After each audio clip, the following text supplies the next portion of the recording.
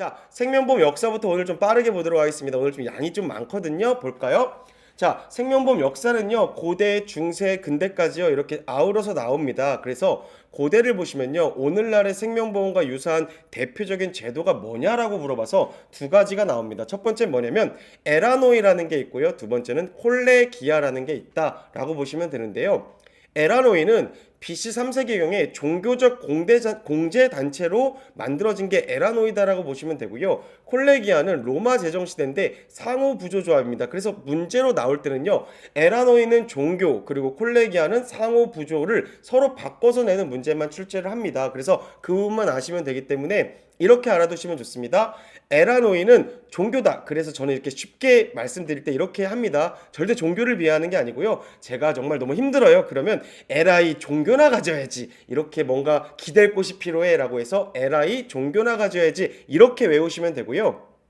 여러분, 콜레기아의 기아는 배고픔이니까 어떻게 해야 될까요? 배고프면 서로 도와줘야 되겠죠? 상호 간의 도움이 필요하니까 상호 부조 조합이다 라고 알고 계시면 됩니다. 그래서 에라노이를 상호 부조 조합으로 또는 콜레기아를 종교적 공제단체로 바꿔서 물어보니까 꼭 알고 계셔야죠. 에라이 종교나 가져야지. 그리고 기아는 상호 부조조합이다. 상호 간에 도와줘야 된다. 이 정도만 알고 계시면 아주 좋을 것 같다 말씀을 드리고 다음으로 넘어갈게요. 자, 중세를 볼까요? 중세는 어떤 시대였냐면 무역을 다 배로 했던 시대였겠죠. 그러다 보니까 배가 너무나도 중요했습니다. 예를 들어 배를 가진 선주들이요, 뭐가 중요했냐면 배에 실린 것들이 나의 재산이니까 배를 가진 선주들끼리 서로 모아가지고 만일 내 배가 부셔졌을 경우에, 문제가 생겼을 경우에는요, 그 보험료를 모아가지고 한 사람에게 몰아주는, 보험금을 주는 제도를 우리가 쉽게 얘기해서 그냥 길드였다라고 보시면 될 것 같습니다. 그래서 길드는 동업자 간의 상호 부조 조합이다라고 보시면 되고요. 항해 도중 발생한 선박이나 화물의 손해를 공동으로 부담했다라고 보시면 될 것 같습니다. 자, 그게 길드였다. 근데 독일인데요. 독일까지는 모르셔도 될 것 같은데 그래도 길드는 항해 도중 발생한 선박이나 화물의 손해를 공동 부담하더라. 요 정도는 알아두시면 좋을 것 같고요. 중요한 건 오른쪽에 있는 이 톤틴연금이라는 걸 자주 묻습니다. 톤틴연금은요, 이탈리아 은행가인 톤티가 만들었다라고 보시면 될 것 같아요. 그래서 이건 어떤 거냐면 국가의 유유자금을 융자해주는 자에게 원리금 대신 종신연금을 지급했다라고 보시면 될 것 같아요. 무슨 말일까요? 이건 뭐냐면 국가가 돈이 필요해요. 그러면 우리가 쉽게 얘기해서 국채를 발행한다 그러죠. 그래서 이거를 국민들한테 빌려오는 거죠. 그러면 국가는 다시 이 돈을 갚아야 되잖아요. 그러면 이거를 원리금 한 방에 주는 대신에 쉽게 얘기해서 종신연금, 이 국민이 죽을 때까지 계속 연금으로 지급해 주는 걸 우리가 톤틴연금이었다라고 보시면 될 것 같습니다. 그래서 이거는요, 오늘날의 종신연금과 매우 유사하다라고 보시면 돼요. 시험 문제는 어떻게 날까요? 톤틴연금은 회사의 이익을 만들어줬다 이렇게 나옵니다. 여러분, 톤틴연금은 회사의 이익을 만들어줬을까요? 아닙니다. 톤틴연금은 국가의 유유자금 융통을 위해 만들어졌다. 이걸 기억하시면 아주 좋을 것 같다 말씀을 드리도록 하겠습니다.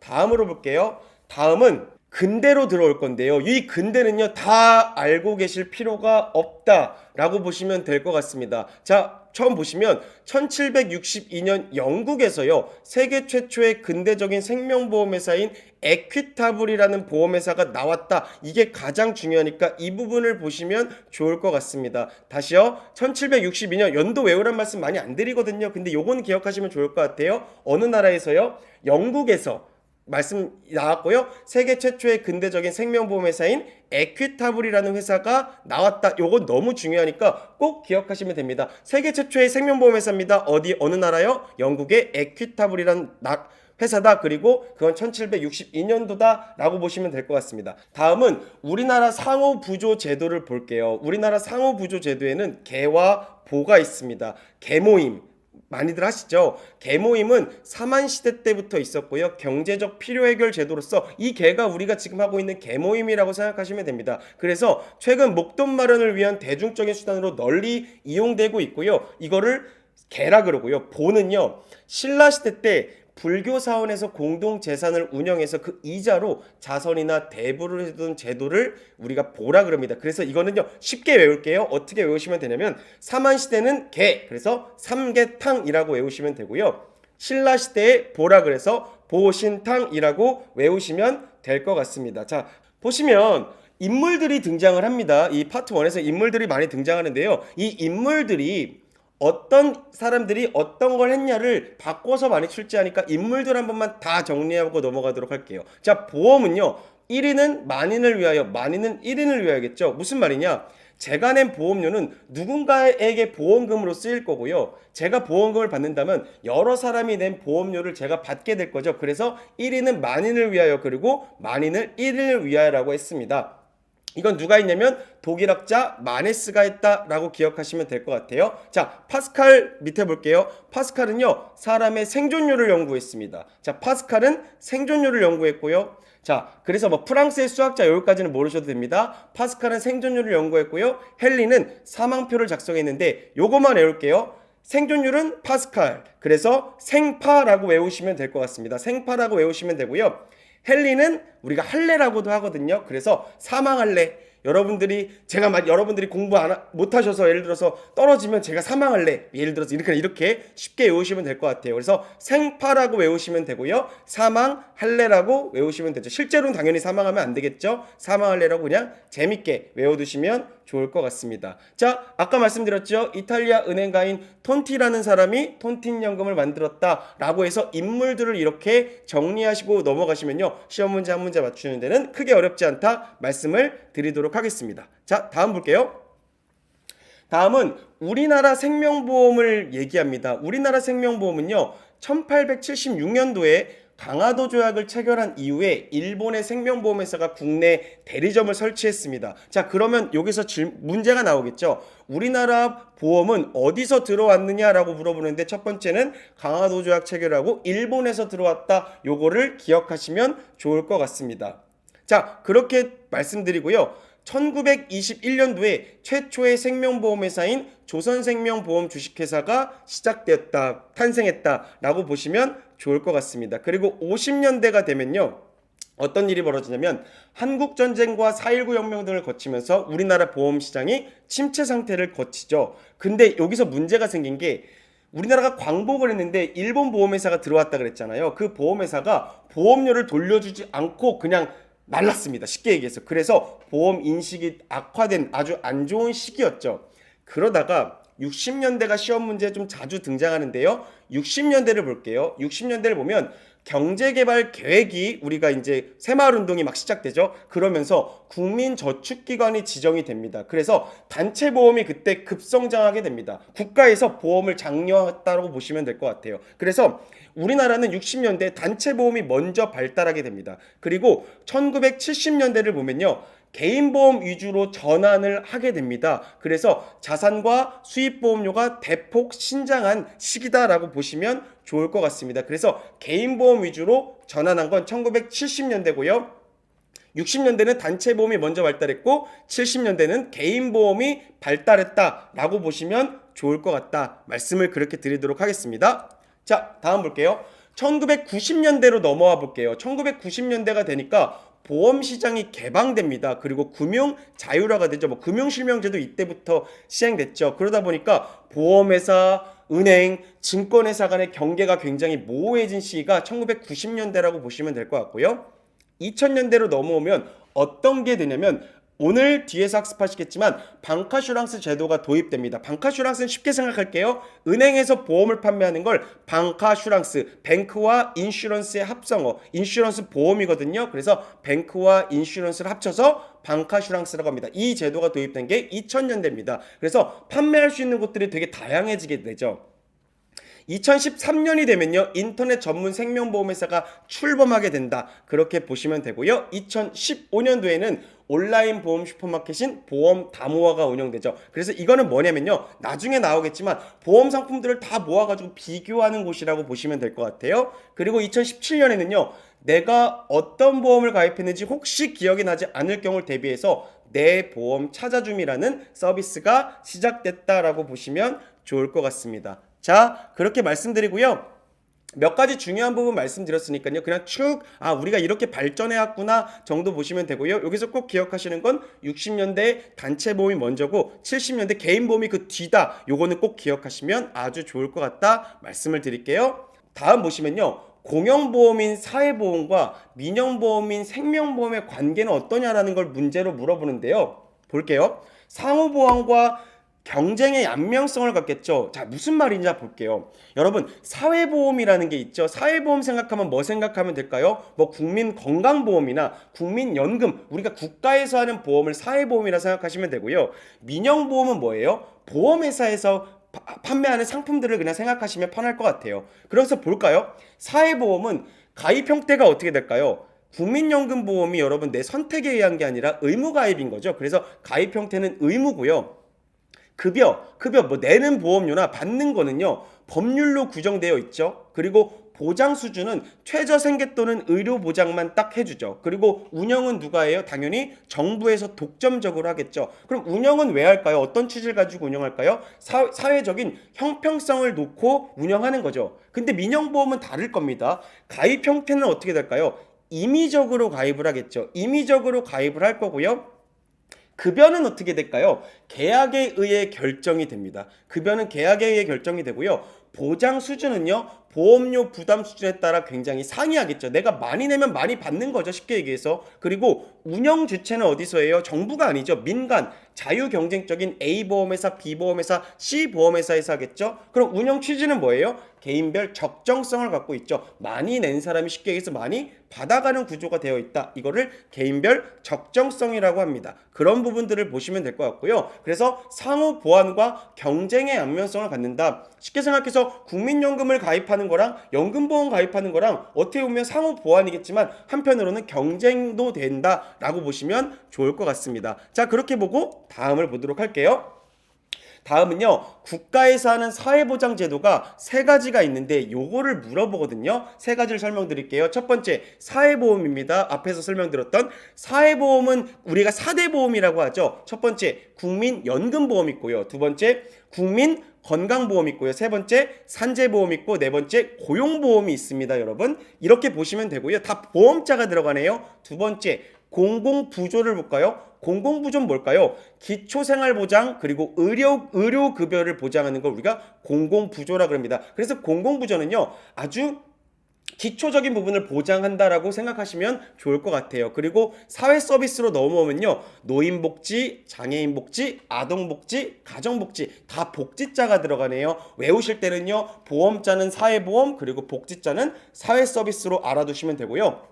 특별하게 공공부조는 기초생활보장과 의료급여가 있다라고 보시면 될 것 같습니다. 자, 밑에 보시면요. 생명보험 자산의 특성이 있는데요. 여러분, 생명보험에 제가 예를 들어 보험료를 냈어요. 그럼 그게 돈으로 뭔가 운영이 되겠죠? 자산으로 운영되겠죠? 그럼 생명보험의 자산은 어떨까요? 첫 번째, 장기자금의 성격이겠죠. 굉장히 우리가 내는 보험료도 길고요. 나중에 받아가는 게 뭐 장기이고 굉장히 종신이니까 굉장히 장기자금적인 성격을 갖습니다. 두 번째는요. 신탁재산의 성격을 갖습니다. 신탁재산은 뭘까요? 신탁은 말 그대로 맡겨놨다라고 보시면 되죠. 언젠간 찾아갈 돈이다라고 해서 신탁재산의 성격이 굉장히 강합니다. 그리고 세 번째 보시면 공공적인 성격이 강하겠죠. 그러니까 서로 간의 보험료가 모이다 보니까 공공적인 성격이 강하다. 요 세 가지를요 이해하셔도 될 것 같아요. 굳이 암기하실 필요는 없을 것 같고요. 그냥 기억을 꼭 해두시면 좋을 것 같다 말씀을 드리도록 할게요. 다음 보시면요. 그러면 이런 생명보험 자산은 운용을 할 거 아닙니까? 여러분들이 내신 보험료를 제가 보험회사라면 어떤 방식을 통해서 어떤 원칙을 통해서 운용을 할 건데 그럼 그 운용의 원칙 네 가지는 뭐냐라는 거죠. 첫 번째 볼까요? 안정성입니다. 여러분들이 내신 보험료는요. 장래 보험금 지급에 지장이 없도록 안정적으로 운영돼야 되겠죠. 두 번째는 수익성이죠. 안정적인 것도 맞겠지만 두 번째는 적용률 이상의 뭔가 수익률을 기록해야겠죠. 수익도 중요합니다. 보시면 되고요. 세 번째 유동성을 볼까요? 유동성은 보험금 일시 지급에 대비하여 즉시 현금화할 수 있는 자산을 얘기하는 거죠. 무슨 말일까요?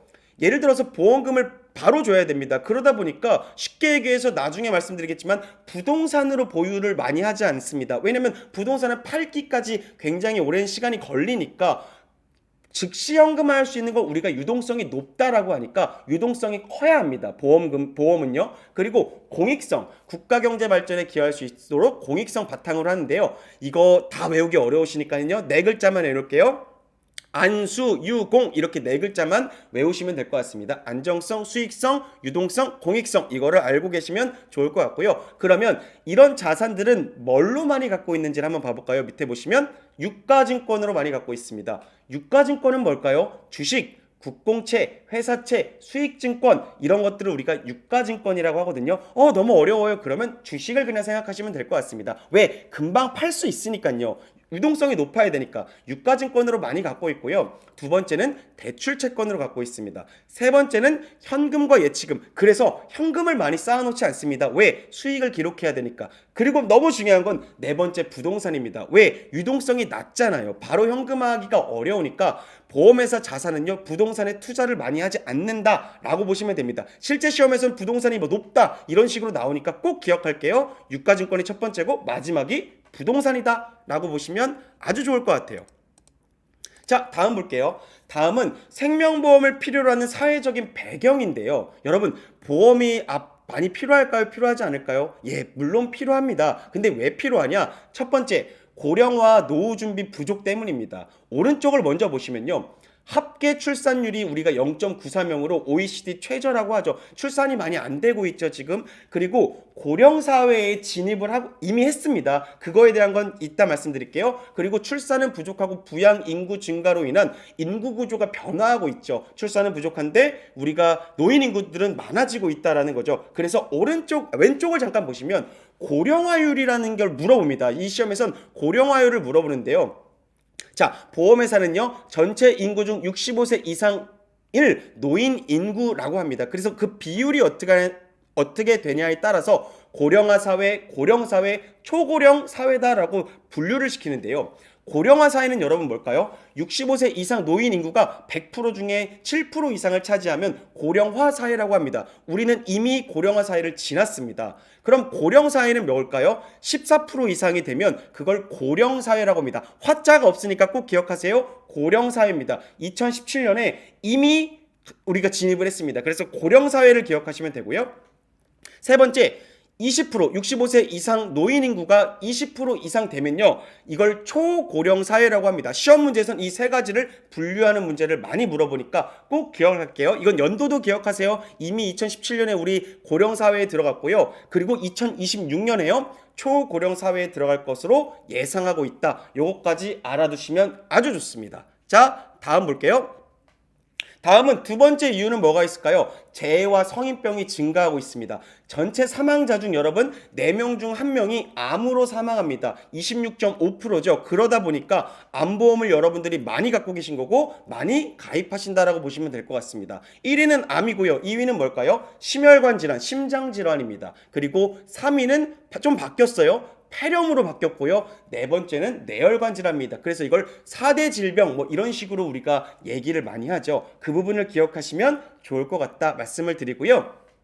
세 번째, 핵가족화와 자기책임주의라는 게 있습니다. 이건 뭘까요? 여러분, 핵가족은 우리가 뭐 작은 구성원들을 얘기하죠. 그래서 2세대 이하, 2세대면 뭐예요? 저와 제 자녀 이하로 구성된 가구의 비중이 증가하고 있다. 그리고 요즘 뉴스 보니까 1인 가구가 역대 최고로 증가하고 있다라고 얘기하잖아요. 그래서 2세대 이하로 구성된 가구의 비중이 굉장히 높아지고 있더라. 그러다 보니까 자기 책임주의, 누군가가 책임져 주는 게 아니라 내가 스스로를 책임져야 되는 부분들이 강화되고 있다라고 보시면 됩니다. 이런 이유들 때문에 생명보험은 꼭 필요하다라고 보시면 될 것 같습니다. 자, 다음 볼게요. 다음은 재테크와 재무 설계를 좀 말씀드릴게요. 여러분, 재테크가 뭘까요? 뭐 금테크다, 뭐 주식으로 부동산 테크다 이런 얘기 많이 들어보셨죠? 재테크는 어떠한 목돈을 모으는 방법이나 기술을 테크라고 하죠. 재물을 모으는 기술이다 그래서 재테크라고 하고요. 재무 설계는 좀 다릅니다. 재무 설계는 뭐냐면 미래에 발생할 몇 가지 중요한 인생의 이벤트를, 예를 들어서 제 자녀가 뭐 대학을 가거나 아니면 제 자녀가 결혼하거나 제가 노후를 맞거나 이런 이벤트를 현재 시점부터 효과적으로 준비하는 방법을 우리가 재무 설계라고 합니다. 재무 설계라고 하고요. 그래서 밑에 보시면 생애 소비 만족의 극대화. 이 재무 설계는 왜 필요하냐? 첫 번째, 생애 소비 만족의 극대화 때문입니다. 좀 어려운 용어죠. 간단하게 말씀을 드려볼게요. 여러분, 소득과 소비는 일치할까요? 이 흐름이? 잘 생각해 볼게요. 여러분들 소비는요, 뭐 예를 들어서 꾸준하게 이루어지고 제가 죽을 때까지 소비는 이루어질 겁니다. 근데 소득은 아니겠죠. 예를 들어 30대부터 뭐 60세까지 제가 일을 했다면 30년만 소득은 발생할 거고 나머지 소득이 없죠. 그러다 보니까 소득의 흐름과 소비 지출의 흐름은 일치하지 않습니다. 그래서 이거를 일치한다라고 되게 자주 물어봐요. 절대 아닙니다. 불일치하죠. 그 밑에 맨 마지막을 보시면요. 이걸 문제로도 가끔 출제하는데 꼭 기억하세요. 여러분, 소비 지출의 흐름은 소득의 흐름보다 완만하게 변화합니다. 무슨 말일까요? 소득은요, 30세부터 60세까지 급격하게 발생하는데 소비 지출은 평생 동안 꾸준하게 이루어진다는 거죠. 그러다 보니까 소비 지출의 흐름이 소득의 흐름보다 완만하게 변화한다 라고 기억하시면 되고요. 밑에 그러다 보니까 소비 지출의 흐름과 소득의 흐름은 일치하는 게 아니라 불일치하게 되는 거죠. 밑에 볼게요. 그리고 여러분 중년기에는 소득이 소비 지출보다 많습니다. 그러니까 우리가 그래서 돈을 가장 많이 버는 시기를 중년기라고 하죠. 그래서 중년기에는 소득이 소비 지출보다 많아서 잉여소득이 발생한다. 잉여소득은 남아서 저축할 수 있는 거죠. 그래서 그때 저축해서 나중에 언제 쓸까요? 노후 때 쓰겠죠. 잉여소득이 발생한다. 그래서 이 가로치기를 시험 문제 내니까요. 꼭 기억해야겠죠. 완만하게 변화하고요. 불일치하고요. 잉여소득이 발생한다. 요거를 기억하시면 문제 푸시는데 아주 도움을 많이 받으실 겁니다. 자, 학습 잘 하고 계시죠? 예, 여러분. 초대박 이벤트 키워드를 공개하겠습니다. 그 전에 기준 잠깐만 안내해 드릴게요. 공부만 해도 이모들 혜택 드리겠습니다. 스타벅스 커피 포인트 7잔과 그리고 카스테라 저희가 쿠폰을 여러분들께 팡팡 쏴드릴 건데요. 자, 어떻게 하면 되느냐? 지금 듣고 계신 이 쪽집게 강의 4개로 되어 있죠? 여기엔 각각의 키워드들이 숨어 있습니다. 이걸 모아서 보내만 주신다면 7일까지 저희가 시험 응시 후 7일입니다. 그러면 스타벅스 커피 쿠폰 3매를 드릴 거고요. 시험 응시 후 7일까지 모의 테스트 1회 합격하신다면 2매, 그리고 14일까지는 2매와 카스테라를 같이 드리도록 하겠습니다. 쪽집게 강의 들으신 다음에 모의 테스트까지 합격하신다면 이 모든 혜택을 다 갖고 갈 수 있다. 말씀을 그렇게 드리고요. 세 번째 키워드는 대입니다. 땡땡 대 땡 뭐 이렇게 되겠네요. 여러분들 이제 뭐 쭉 이제 조합이 되시죠? 이 네 가지가 다 완성이 되시면요. 02789-8143으로 언제든지 여러분께서 문자를 주신다면요. 스타벅스 커피 쿠폰 3장을 여러분께 선물로 드리도록 하겠습니다. 자, 남은 학습도 조금 더 집중하셔서 같이 보도록 하겠습니다. 다음 보시면요. 미래 리스크를 대비해야 되겠죠. 재무설계가 왜 필요하냐? 물가 상승, 실업, 질병, 그리고 여러분들 준비되지 못한 상황에서의 너무 오래 사는 장수도 미래의 위험입니다. 리스크죠. 그래서 이걸 대비하기 위하여 재무설계가 필요하다는 거고요. 3번 보시면요. 사회 경제적 환경 변화에 대응해야 된다. 무슨 말이냐? 여러분 대한민국은 자산의 구조가 뭘로 많이 돼 있을까요? 부동산이 압도적으로 많겠죠. 그러다 보니까 부동산은 많고 은행과 보험 같은 금융자산은 낮습니다. 그러다 보니까 선진국들은요. 부동산의 자산은 점점 떨어지고 금융자산은 높아지다 보니까 우리나라도 앞으로는 금융자산에 대한 관심이 점점 높아질 거라는 거죠. 그러다 보니까 보험회사는 새로운 금융상품들을 많이 출시하고 있더라라고 보시면 될 것 같습니다. 그래서 고령사회에 진입하는 이런 이유들 때문에 재무설계의 필요성은 점점 증가할 거라 라는 이런 부분들을 보시면 아주 좋을 것 같다 말씀을 드릴게요. 다음 보면요. 여러분 계약자가 납입하는 보험료라는 게 있고요. 이런 게 있죠. 근데 이 보험료는요. 어떤 원칙에 의하여 만들어지는데 첫 번째 대수요법칙 그리고 생명표 수지상등의 원칙입니다. 대수요법칙과 수지상등의 원칙은 우리가 어제 시간에 배웠었죠. 어제 그제였네요. 어제 그제 시간에 배웠는데요. 우리가 1일차 시간에 배웠었는데 생명표가 나왔네요. 생명표는 아까 파스칼이었나요? 할례였나요? 뭘 기억하시면 되겠죠? 생명표는 생파, 파스칼을 같이 기억하시면 좋을 것 같습니다. 자, 볼게요. 대수협칙이 뭘까요? 우리 20대인 홍길동과 50대인 변사또 예를 들었잖아요. 한 사람 한 사람의 확률은 정확하지 않지만 여러 사람을 모으니까 그 확률이 비슷해지더라. 그래서 대수협칙은 일종의 확률이었죠. 관찰 횟수를 늘리면 일정한 발생 확률이 나오고요. 이 확률은 비슷하게 진행되더라. 그렇게 보시면 될 것 같습니다. 그래서 여기서 중요한 건 세 번째 줄입니다.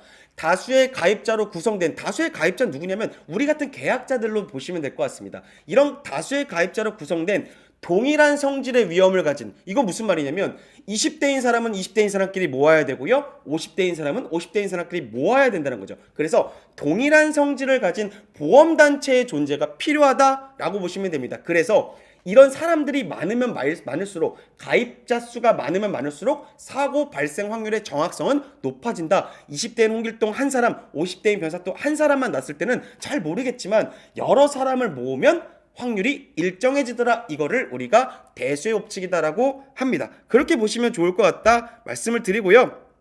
자, 다음으로 보도록 할게요. 다음은 사망률과 생명표입니다. 사망률은 할례였죠. 그것도 기억하시면 좋고요. 사망률은 뭐냐면 1년간의 사망자 수 나누기 연초의 생존자 수입니다. 그래서 사망을 몇 프로가 했느냐, 요거를 우리가 내는 걸 사망률이라고 합니다. 이 공식을 한번 기억하시면 아주 좋을 것 같고요. 밑에 보시면 생명표라는 게 있는데요. 생명표는 뭘까요?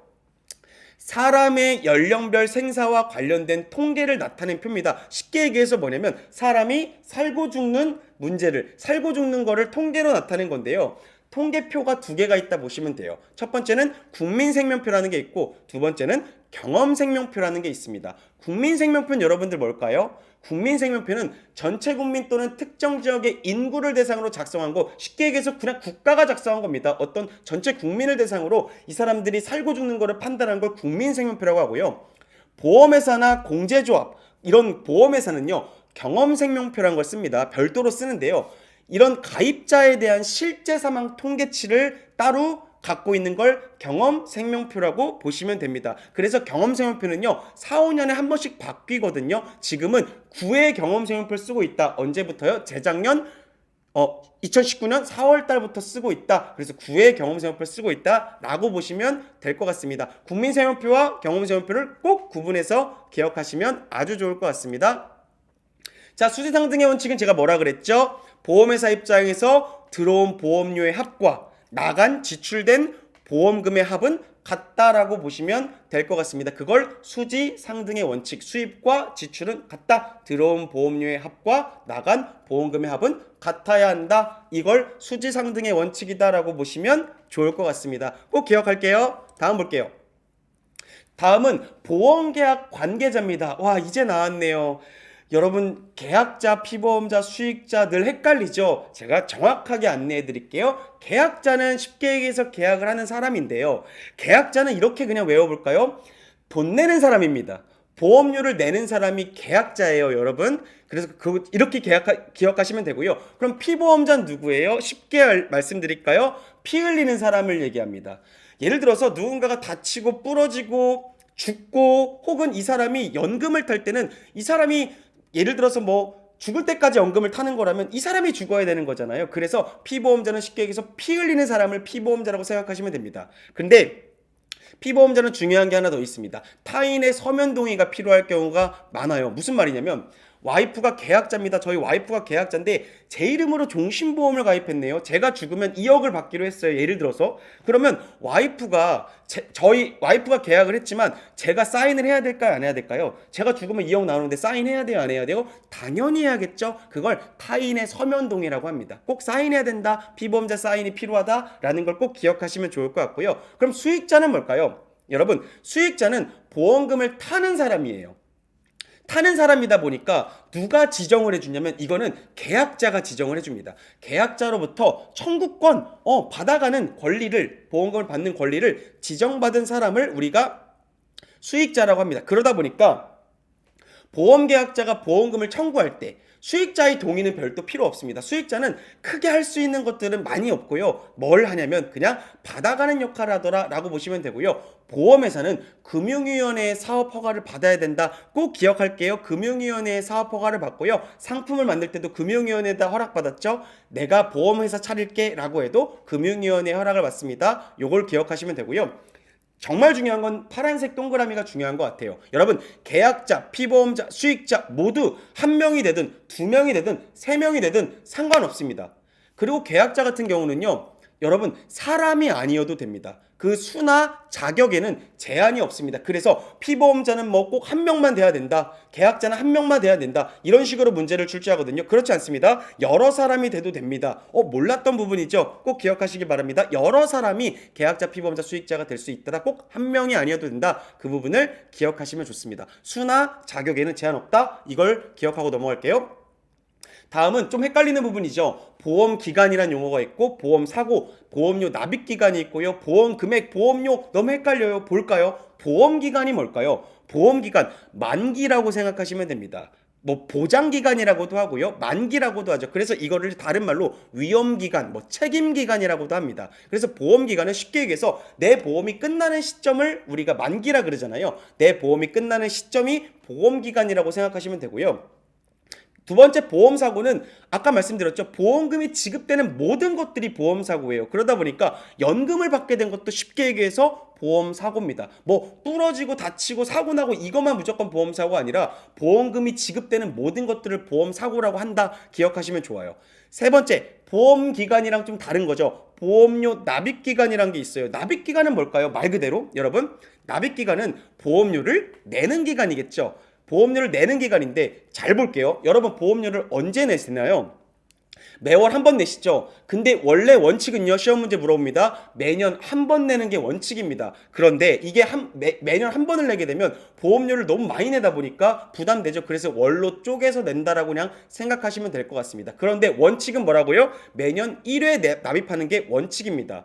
밑에 보시면 단기납과 전기납이라고 있잖아요. 단기납은 뭘까요? 제가 보험기간이 죽을 때까지예요. 근데 예를 들어 죽을 때까지 돈을 내는 걸 우리가 전기납이라 그럽니다. 전기간에 걸쳐서 납입한다를 전기납이라 그러는데 실질적으로는 전기납보다 뭐가 더 많을까요? 단기납이 많겠죠. 제가 죽을 때까지 보장기간인데 보험기간인데 제가 내는 건 10년이나 20년이에요. 그러면 그걸 단기간에 걸쳐서 납입한다 그래서 단기납이라고 합니다. 그걸 기억하시면 되고요. 보험 금액은 뭘까요? 보험 금액은 제가 여지껏 말씀드렸던 보험금입니다. 보험금은 사고가 발생해서 우리가 수익자에게 보험회사가 돈을 주겠죠. 보험금을 그걸 보험금이라고 합니다. 돈을 주는 걸 보험금이라고 하고요. 보험료는 뭐예요? 보험료는 계약자가 돈 내는 사람이라 그랬죠. 보험회사에 납입하는 돈을 보험료라고 합니다. 보험료와 보험금이 늘 헷갈리니까 잘 기억하시면 아주 좋을 것 같아요. 다음을 잠깐 볼까요? 다음은 보험료의 산출 방식을 비교하는데요. 이거 너무 어렵습니다. 이 부분 너무 어려운 문제니까요. 간단하게 말씀드리고 넘어갈까요? 자, 보험료를 보험회사에서 만들어낼 거 아닙니까? A라는 사람, B라는 사람, C라는 사람에게 어떤 보험료를 받아야 될까? 이런 기준들을요. 첫 번째 삼위원 방식이라고 하고 다른 방식은 현금 흐름 방식이라고 합니다. 좀 어려운 용어입니다. 자, 삼위원 방식은 뭐냐면 간단 명료한 보험료가 산출됩니다. 이건 과거에 많이 썼고요. 현재는 뭘 많이 쓰고 있냐면 치밀하고 다양한 보험료 산출인 현금 흐름 방식을 쓰고 있습니다. 과거의 3위원 방식을 볼까요? 이거는 뭐냐면 예정 위험률, 예정 이율, 예정 사업 비율이라 그래서 위험률은 이 사람이 나중에 얼마만큼의 위험이 있을 것 같아요. 나중에 이 사람에게 얼마의 이자를 계속 지급해야 될까요? 그리고 사업비에 대한 건 얼마를 부과해야 될까요? 이거를 미리 계산하는 거겠죠. 이걸 3위원 방식이라고 합니다. 그러다 보니까 이거는요 보수적인 표준 기초율을 갖고 있고요.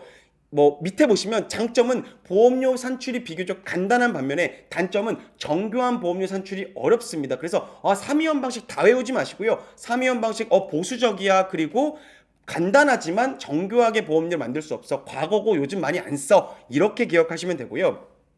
현금 흐름 방식은 이 3위원 방식에다 뭘 더했냐면 계약의 유지율이나 판매량 등을 추가해서 좀 디테일하게 보험료를 뽑아냅니다. 그래서 회사별 최적을 가정하고 있어요. 장점을 보시면요. 정교한 보험료 산출이 가능하고요. 상품 개발의 자율성이 제고됩니다. 그리고 정교한 보험료가 가능하겠죠. 그러다 보니까 단점은 산출 방법이 굉장히 복잡하고 전산 관련 비용이 많이 들어요. 근데 이거를 요즘 쓰고 있다. 3위원 방식과 현금 흐름 방식 이렇게 이해하시고 넘어가시면 되는데 이해하기 너무 복잡하잖아요. 그래서 이 단점과 장점 그리고 3위원 방식과 현금 흐름 방식이 과거와 현재다. 이런 것들을 조금 암기하고 가셔야 될 부분이다. 말씀을 좀 드리도록 할게요. 다음 보시면 배당입니다. 여러분 주식도 배당하잖아요. 보험도 배당이 있습니다. 자, 배당이 뭘까요? 배당의 형태에 따라 유배당 보험과 무배당 보험으로 나누는데요. 무슨 말이냐? 여러분들이 내신 보험료를 회사는 운용을 하고 수익이 발생하면 그걸 여러분들한테 돌려주는 상품을 유배당 보험이라 그러고 돌려주지 않는 걸 무배당 보험이라고 합니다. 실제로는요. 지금 많은 상품들은 거의 대부분 무배당입니다. 그렇게 보시면 될 것 같고요. 배당은 선적립 후 배당을 합니다. 미리 적립을 하고 나중에 배당을 하겠죠. 그래서 고객의 보험료로 운용된 수익의 일부를 다시 고객에게 돌려주는 걸 배당보험이라고 한다라고 보시면 됩니다. 그래서 첫 번째 포인트는요. 과거에는 모든 보험회사가 동일 배당률을 적용했습니다. 과거에는요. 근데 2000년 4월부터는요. 이게 자유화가 됐습니다. 이제 배당률이 달라요. 회사마다. 그거를 그냥 이런 게 있었구나라고 기억하시면 좋을 것 같아요. 자, 다음 볼게요.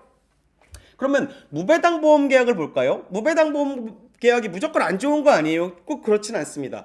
배당을 하지 않기로 약속하고 보험료를 미리 할인해 줍니다. 그래서 유배당 보험에 비해서 무배당 보험이 보험료가 더 저렴한 특징을 갖습니다. 자, 그렇게 보시면 되고요. 배당금을 그럼 받는 방식이 있는데요. 첫 번째는 현금으로 받는 방식이 있겠죠. 배당을 받아야겠죠. 어떻게 받는다? 현금으로 받는다. 두 번째는요. 보험료를 상계합니다. 상계가 뭘까요? 쉽게 얘기해서 까부시는 겁니다. 제가 배당을 받았지만 보험료를 내야 되잖아요. 그러니까 내야 될 보험료를 배당금으로 대신 까부시는 걸 우리가 보험료 상계라고 하고요. 세 번째는요.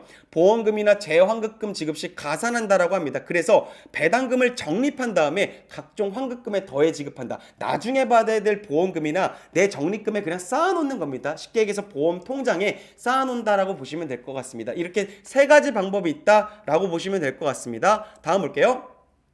다음은 너무너무 중요한 겁니다. 꼭 기억하세요. 이 부분은. 자, 예를 들어 볼게요. 배당 얼마 나올 거예요? 여러분 이거 가입하시면요. 이거 유배당 상품이니까 배당 주는 상품인데요. 이거 얼마 드릴 거예요? 이거 진실일까요? 거짓일까요? 사실 이거 거짓말입니다. 왜냐면 아까 선적립 후배당이니까 뭔가 적립을 해보고 이익이 발생한 걸 돌려주니까 그 이익이 얼마인지를 모르잖아요. 그러다 보니까 아직 발생하지 않은 배당에 대해 기록할 수 없습니다. 장래 이익 배당 잉여금 분배에 대한 예상은 엄격하게 기재를 금지합니다. 왜냐면요. 모집 질서 혼란과 과당 경쟁을 방지하기 위해서 이건 하지 않아요. 다만요. 요거를 엄청 물어보겠죠. 예외 조항이 있습니다. 단 유배당 연금보험입니다. 제가 어제도 연금보험 5년 한번 말했던 것 같은데 유배당 연금보험은요. 직전 5개년 실적을 근거로 예를 들어서 1년 차에는요. 배당이 얼마 나왔고요. 2년에 얼마, 3년에 얼마 이렇게 해서 5년에 얼마 나왔으니까요. 자, 이번에 이거 가입하시면 얼마의 배당이 나올 가능성이 있습니다. 이거를 예시할 수 있다. 근데 그 기준은 뭐냐면 연금보험과 5년 실적을 오픈해야 됩니다. 이 연금보험과 5년 요거를 너무너무 중요하니까 꼭 기억하시면 좋을 것 같습니다. 자, 그렇게 말씀을 드리도록 할게요. 연금보험 5년 꼭 기억하세요. 자, 다음 볼게요. 다음 보시면요. 요거만 말씀드리고 잠깐 쉬었다 갈게요. 청약을 볼게요. 여러분, 계약자가 청약서에 사인하는 걸 뭐라고 할까요? 청약이라고 합니다. 청약은 뭐냐면요. 계약자가 사인하는 겁니다. 그런데 맨 밑에 보시면요. 계약자의 청약이 있고 보험회사가 승낙을 해야만 계약이 성립된다라고 했죠. 우리 첫 번째 시간에요. 낙성계약 얘기 많이 했거든요. 여러분 절대로 계약자가 청약을 했다고 해서요. 보험 계약이 성립한 게 아닙니다. 뭐 해야 된다 그랬죠? 보험회사가 무조건 승낙을 해야지만이 계약이 성립하게 됩니다. 이걸 꼭 기억하시면 돼요. 그래서 위에 보시면 계약자의 청약이 있으면 보험회사는 피보험자의 위험 정도에 따라 뭐 할 수 있냐면요. 승낙을 거절하거나 별도의 조건을 붙여 승낙이나 거절을 할 수 있다라고 하는 거죠. 회사가 승낙하거나 거절할 수 있더라라고 보시면 됩니다. 그리고 우리 생명보험의 특성 중에 분료식 계약인 특징이 있었죠. 생명보험은 굳이 적는 행위가 필요 없다고 그랬죠. 그래서 구두로도 청약이 가능하다고 말씀드렸습니다. 이건 왜 그럴까요? 대량의 거래를 신속하게 처리하기 위해 우리가 알고 있는 계약서인 청약서를 사용할 뿐 원래는 요식이 아니라 분료식 구두로도 청약이 가능한 게 특징이다. 이렇게 보시면 좋을 것 같습니다. 자, 다음으로 넘어갈게요. 청약을 좀 디테일하게 볼까요? 청약은 뭘까요? 약관 및 청약서 부본인 계약자 보관용 청약서가 별도로 있습니다. 청약은 계약자가 사인하게 되면요. 그래서 이 계약자 보관용 청약서가 있고 회사 보관용 청약서가 따로 있습니다. 그래서 이거를 교부 받아야 됩니다. 계약자에게 줘야 되고 회사는요. 근데 문제는 밑에 보시면 약관 및 청약서 부분은 메일과 같은 전자적인 방법으로 보내기도 합니다. 실제로 메일로도 보내죠. 그래서 고객이 확인했다는 수신을 해야지만이 해당 문서를 보내준 것으로 간주합니다. 이거 무슨 말이냐면 굳이 책으로 주지 않고요. 메일을 줄 건데 문제는 뭐냐면 메일을 고객이 열어봐야지 이걸 받았다고 인정하겠다는 겁니다. 그래서 오른쪽 보시면 메일을 여는 수신, 여러분 수신이 메일을 열어본 거고요. 열지 않은 그냥 메일을 받고 열지 않은 상태를 송신이라고 하죠. 그래서 송신인 경우는 전달했다 보지 않고 무조건 눌러서 열어야 됩니다. 이걸 약관을 받았다라고 인정하겠다 이렇게 보시면 되고요. 만일 밑에 볼까요? 전화를 이용한 통신 판매 같은 경우는요. 전화를 이용하여 계약 체결에 관한 질문과 설명 그리고 계약자의 답변이나 확인 내용을 음성 녹음한 것으로 약관의 중요 내용을 설명한 것으로 간주한다. 이런 경우들이 있어요. 전화로 우리가 보험을 계약하는 경우들도 있거든요. 그런 경우는요. 음성 녹음으로 약관을 받았다라고 인정하기도 한다. 이런 것도 있다라는 걸 기억하시면 좋을 것 같습니다. 자, 다음 볼게요. 다음은 청약 철회입니다. 여러분 제가 몇 번을 설명드렸죠. 청약 철회를 이제 좀 디테일하게 보겠네요. 청약 철회는 홈쇼핑에서 우리가 물건 사시면 며칠 이내 반품할 수 있죠. 이 보험을 반품하는 걸 청약 철회라고 보시면 됩니다. 청약 철회는요. 일정하게 무효화할 수 있는 걸 의미하겠죠. 계약자를 보호하는 중요한 제도 중에 하나입니다. 그런데 여기서 시험 문제에서 자주 등장하는 건요. 과연 청약 철회 기간이 며칠이냐인데 두 가지가 있습니다. 보험 증권을 받은 날로부터 15일이에요. 그리고 여러분들이 청약하신 날로부터 30일입니다. 그럼 30일과 15일이 별개로 있어요. 그러다 보니까 맥시멈 30일이라고 기억하시면 될 것 같아요. 청약일로부터 30일이고요. 기억할게요.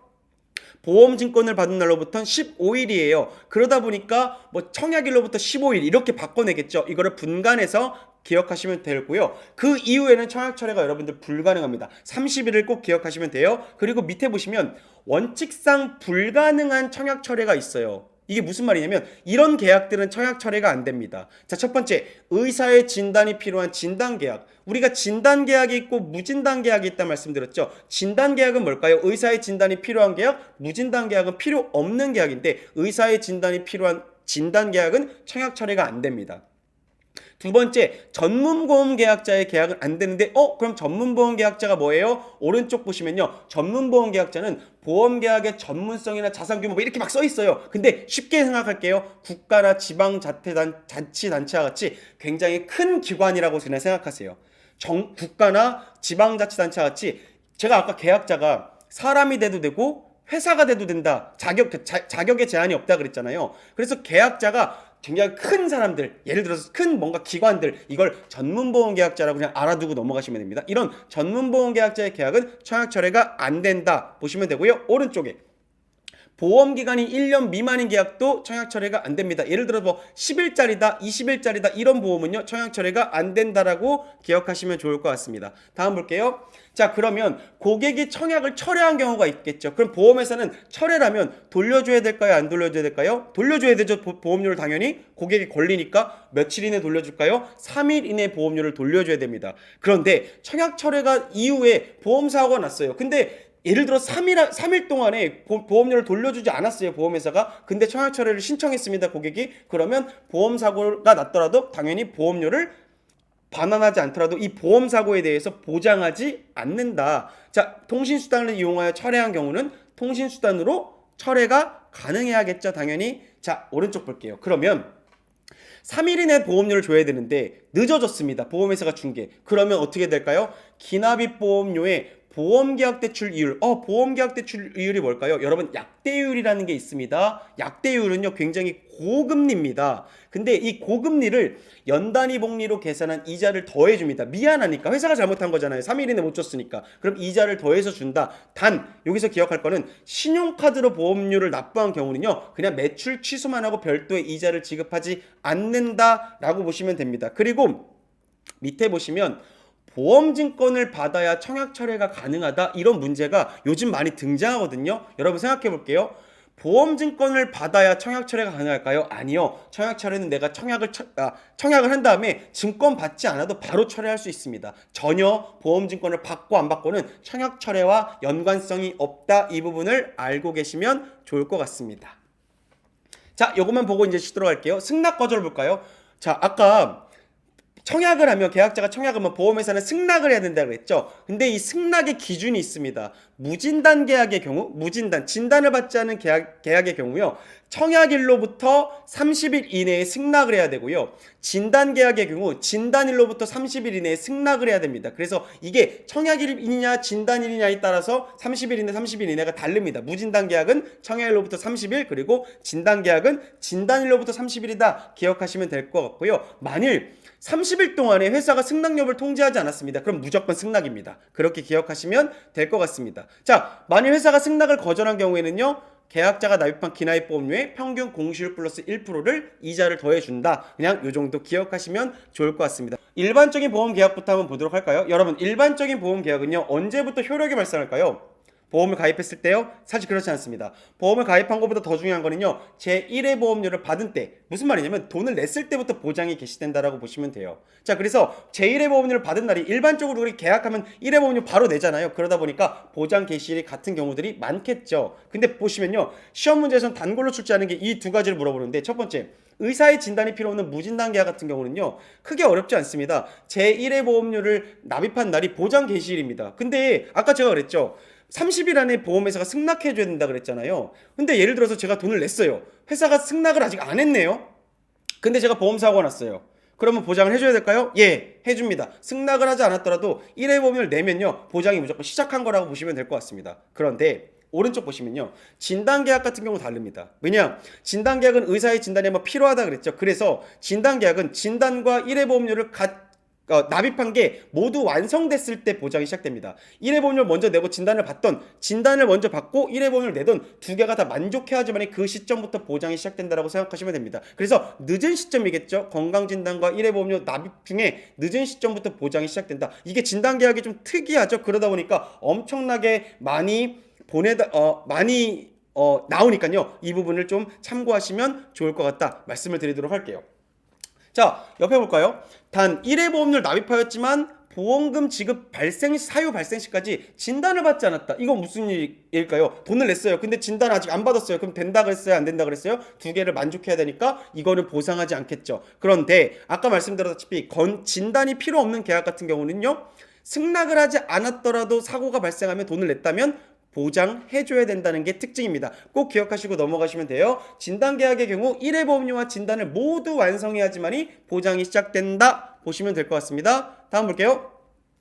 다음은 그럼에도 불구하고 승낙하기 전에 돈을 냈어요 제가. 근데 승낙 전에 보험사고가 발생했네요. 그럼 무조건 제가 아까 보장을 해준다 그랬죠. 근데 이런 경우는 안 해주겠죠. 볼까요? 첫 번째, 계약자가 회사에 알린 내용이나 건강진단의 내용이 건강진단의 내용이 뒤늦게 첨부한 내용들이 보험금 지급 발생에 영향이 있음을 회사가 증명하는 경우. 그러니까 쉽게 얘기해서 뭐냐면 계약자가 계약 전 알림을 쓸 거 아닙니까? 내 과거에 어디 아프고 현재 어디 아프고 이렇게 썼어요. 그리고 1회 보험료를 냈어요. 근데 문제는 이 계약 전 알릴 의무가 뭔가 문제가 생겨서 이거를 회사가 이거는 이 부분에 대해서 저희가 보장해 줄 수 없었던 보험이네요 라고 해서 이런 회사가 증명한 경우는요. 보험회사가 그러니까 쉽게 얘기해서 보험금을 지급하지 않는다라고 보시면 되고요. 두 번째, 아예 계약자가 알릴 의무 위반한 거예요. 안 쓴 거예요 다. 이런 경우도 당연히 안 되겠죠. 그리고 진단계약에서 진단을 받지 않은 경우 당연히 안 되겠죠. 그리고 한도액을 초과했다.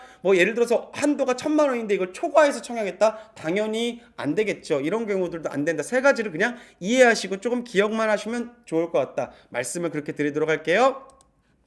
다음 볼게요. 보험계약의 무효입니다. 무효는 뭘까요? 청약철에는 반품이었죠. 무효는 보험계약의 성립한 때부터 그 효력이 발생하지 않은 것을 얘기하는데 무효는 세 가지 정도 기준이 있습니다. 언제 무효가 될까요? 첫 번째, 타인의 사망을 아까 제가 말씀드렸죠. 종신보험을 가입했는데 제가 사인 안 한 거예요. 피보험자의 서면 동의를 받지 않은 경우는 당연히 무효가 되겠죠. 두 번째, 제가 늘 말씀드리죠. 15세 미만은요. 어린이들은요. 사망을 절대로 보장할 수 없댔죠. 사망보험금 없다라고 그랬죠. 그래서 만일 사망할 경우에는요. 책임준비금과 기납입보험료, 납입한 보험료 중에 더 큰 금액 지급하고 계약 소멸됐죠. 어린이 보험에서 15세 미만은 절대로 사망을 설계할 수가 없습니다. 늘 수가 없어요. 그리고 심신상실자, 심신박약자 좀 뭐랄까요? 이제 정신적으로 우리가 의사 판단하기가 좀 어려우신 분들, 그런 분들은요, 이런 분들을 피보험자로 해서 사망을 지급사로 한 계약은 안 되겠죠. 누군가가 해를 끼칠 위험이 있으니까 이런 경우도 무효 처리됩니다. 그리고 계약에서 정한 피보험자 나이에 뭐 그럴 일 없겠지만 뭐 15세가 됐는데 뭐 16세가 됐습니다. 이런 경우는 당연히 안 되겠죠. 그러다 보니까 여러분들 이런 경우는 기납입 보험료를 돌려주고 그냥 계약은 소멸됩니다. 자, 오른쪽 보시면요. 근데 문제가 심신박약자인 경우에는요. 계약을 체결하거나 단체 보험의 피보험자가 될 때 의사 능력이 있는 경우는 계약이 유효합니다. 그러니까 피보험자가 될 때 의사 능력이 있으면 계약은 그냥 받아준다라고 보시면, 이 무효 처리되지 않는다라는 거 그냥 참고로 알아두시면 좋을 것 같습니다. 다음 볼게요. 보험 약관을 보시면 약관 뭐예요? 두꺼운 책이라고 보시면 되죠. 자, 가입한 보험 계약의 모든 내용을 담고 있는 게 보험 약관인데, 약관은 누가 줘야 될까요? 회사는 약관을 계약자에게 교부하고 설명해야 되는 의무를 갖고 있겠죠. 그래서 이걸 누가 대신하죠? 보험 설계사분들이 대신하죠. 밑에 보시면 왜 이런 의무를 갖고 있을까요? 자, 약관을 설명하여 보험료, 보장 범위, 보험금 지급 제한 사유 등 계약 당사자의 권리와 의무를 반드시 설명해야 된다는 거죠. 근데 문제는 맨 밑에 볼게요.